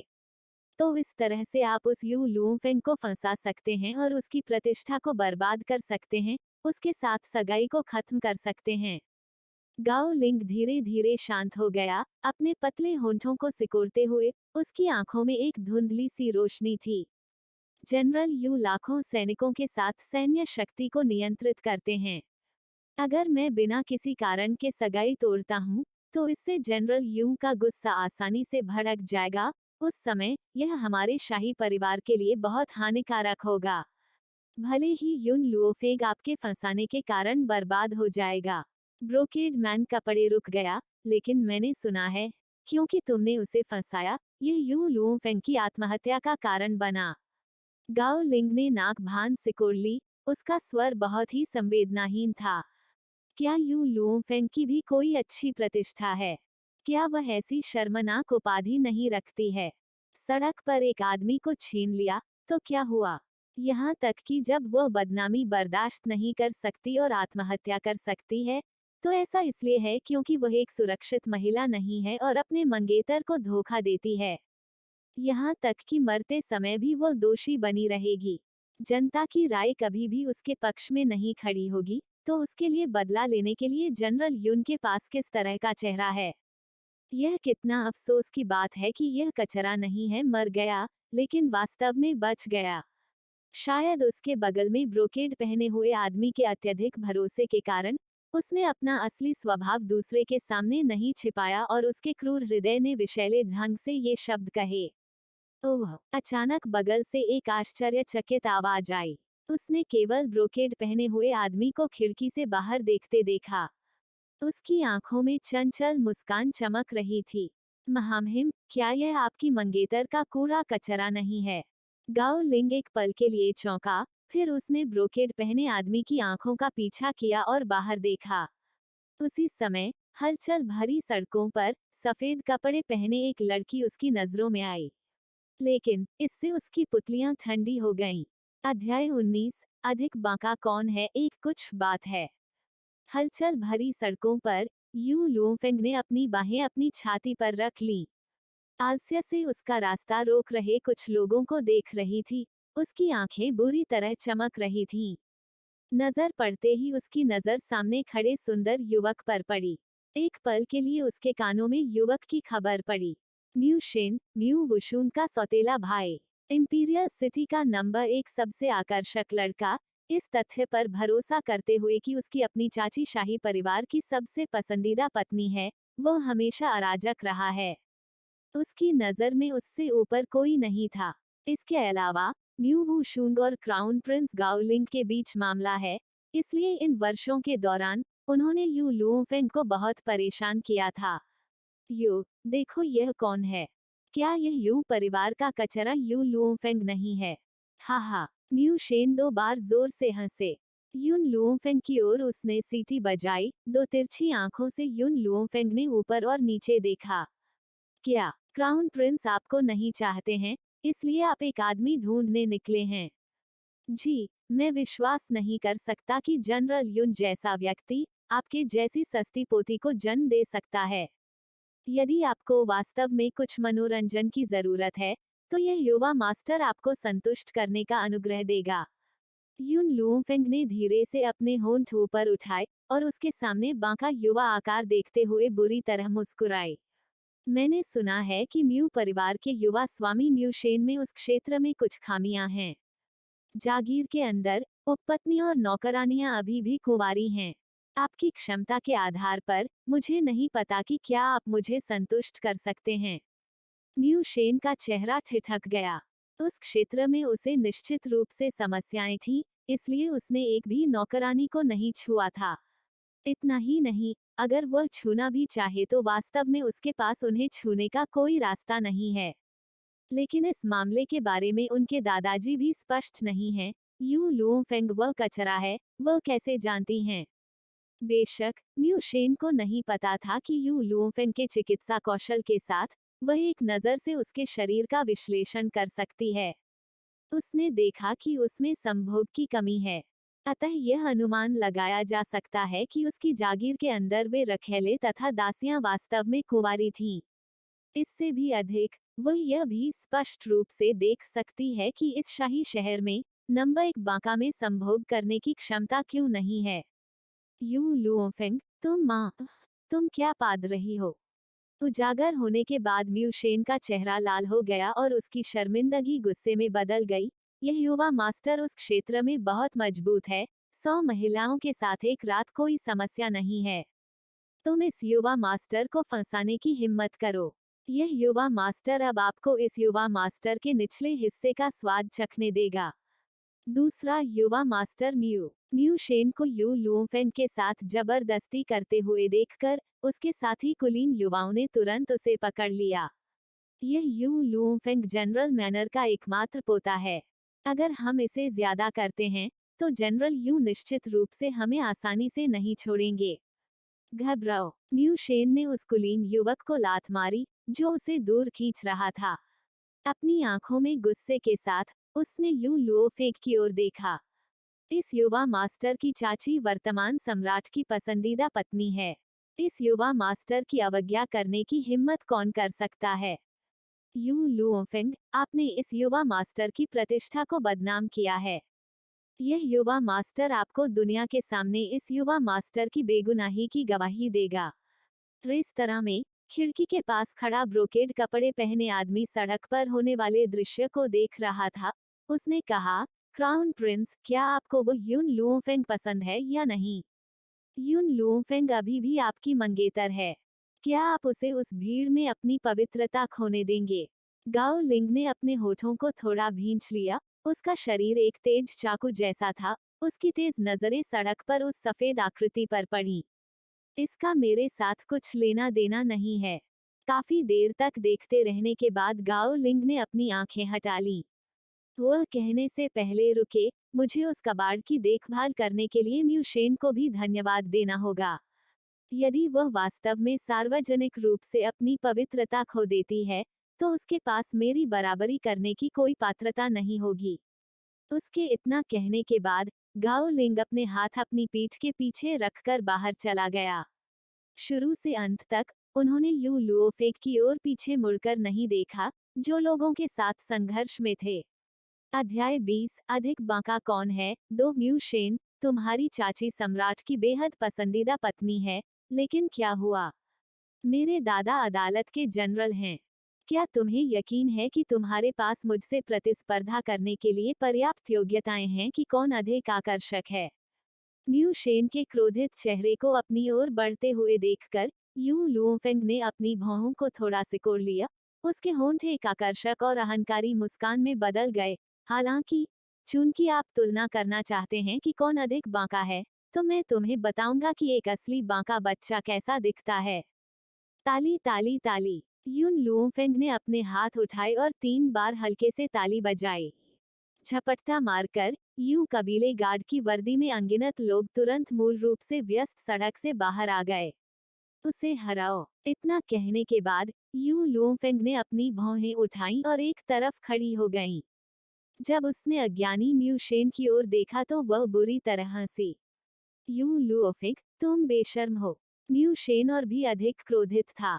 अत्यंत क्रोधित होते हुए उसने जोर से दहाड़ते हुए कहा, यह कौन सी कुशलता है कि अपने युन परिवार के गार्डों को आगे आने दिया जाए? यदि आप वास्तव में कुशल हैं, तो हम एक पर एक कर देंगे। यू लुओफेंग ने म्यूशेन को ऐसे देखा जैसे वो किसी बेवकूफ को देख रही हो। हम यह देखने के लिए प्रतिस्पर्धा कर रहे हैं कि कौन अधिक आकर्षक है। चूंकि हम बांका बच्चे हैं, तो हम यह क्यों उल्लेख कर रहे हैं कि क्या उचित है? इसके अलावा, मैं, यू लुओफेंग, हमेशा से ही बेशर्म रहा हूँ, इसलिए मेरा पसंदीदा काम किसी के साथ गिरोह बनाना है। म्यूशेन की आंखें सदमे से चौड़ी हो गईं। उसने पहले कभी किसी को खुद को बेशर्म कहते हुए नहीं देखा था, और ऊपर से स्वाभाविक रूप से ऐसा कहते हुए भी नहीं देखा था। म्यूशेन, क्या तुम्हें लोगों को धमकाना पसंद नहीं है? फिर मैं तुम्हें बताऊंगा कि असली बदमाशी क्या होती है। जब वह स्तब्ध था, यू लुओफेंग की अहंकारी आवाज सुनाई दी। इससे पहले कि म्यूशेन समय पर प्रतिक्रिया दे पाता, यू परिवार के गार्ड ने उसे घेर लिया और स्तब्ध म्यूशेन की पिटाई शुरू कर दी। जहां तक कुलीन युवाओं की बात है जो म्यूशेन के साथ थे, उन्होंने पहले ही स्थिति को प्रतिकूल समझ लिया था और भाग निकले थे। म्यूशेन पूरी पिटाई से चिल्ला रहा था, सड़कों पर उसकी दयनीय चीखें गूंज रही थीं।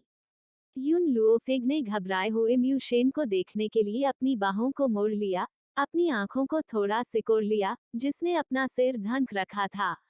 उसके होठों पर दुष्ट मुस्कान बड़ी हो गई, चेहरा अहंकार और आत्मविश्वास से भर गया। अब जब वह यू परिवार की यू लुओफेंग थी, तो वह धीरे धीरे यू परिवार की नफरत का बदला म्यू परिवार से धीरे धीरे चुकाएगी। और यह तो बस एक शुरुआत थी। इसके बाद वह अपनी ताकत बढ़ाएगी और अपनी ताकत से इस शरीर के माता पिता से बदला लेगी। आप कुछ लोग उसे म्यू परिवार में वापस फेंक देते हैं। यू लुओफेंग ने देखा कि यह अच्छा है और उसने यू परिवार के गार्ड को रोकने के लिए अपने हाथ लहराए। इसके अलावा, प्रधानमंत्री म्यू को बताएं कि म्यूशेन सार्वजनिक रूप से मेरे साथ असभ्य था और मुझे जबरन इस सड़क पर ले जाना चाहता था, इसलिए यू परिवार के गार्ड केवल मेरी रक्षा के लिए कार्रवाई कर सकते थे और उसे घायल कर सकते थे। हालांकि म्यू शेन के व्यवहार ने मेरे नाजुक दिमाग को बहुत नुकसान पहुंचाया है, इसलिए हमारा यू परिवार म्यू परिवार से मुआवजे की मांग करता है। सटीक राशि मेरे दादा जनरल युन द्वारा व्यक्तिगत रूप से बातचीत की जाएगी। बेशर्म, यह वास्तव में बेशर्म बकवास है। यह स्पष्ट था कि वह वही थी जिसने म्यू शेन को सुअर की तरह दिखने की हद तक पीटा था, लेकिन अंत में उसने एक पीड़ित की तरह व्यवहार किया। कैसा नाजुक मन, उसका अभी भी नाजुक दिमाग। हाँ मिस, जनरल यू के पूर्व आदेशों के कारण यू परिवार के गार्डों ने यू लुओफेंग के आदेशों को सावधानीपूर्वक निष्पादित किया। उन्होंने अधमरे म्यू शेन को उठाया और प्राइम मिनिस्टर स्टेट की ओर चल पड़े। प्रधानमंत्री संपत्ति। म्यू जिंगचो ने देखा कि म्यू शेन को मरे हुए सुअर की तरह अंदर ले जाया जा रहा है और वह इतना क्रोधित हुआ कि उसकी दाढ़ी हिल गई। हालांकि उन्हें यह बांका पोता पसंद नहीं था, फिर भी वह उनके म्यू परिवार का हिस्सा था। उसे इस तरह पीटना उसके चेहरे पर तमाचा मारने के बराबर था। तो वह जोर से दहाड़ा, मेरे पोते के साथ ऐसा करने की हिम्मत करने के लिए आपके जनरल स्टेट ने भालू का दिल और तेंदुए का पित्त खाया होगा। तुरंत यू लुओ, उस कुत्ते को माफी मांगने के लिए यहाँ आने दे, अन्यथा वह इसका अंत नहीं देख पाएगा। अध्याय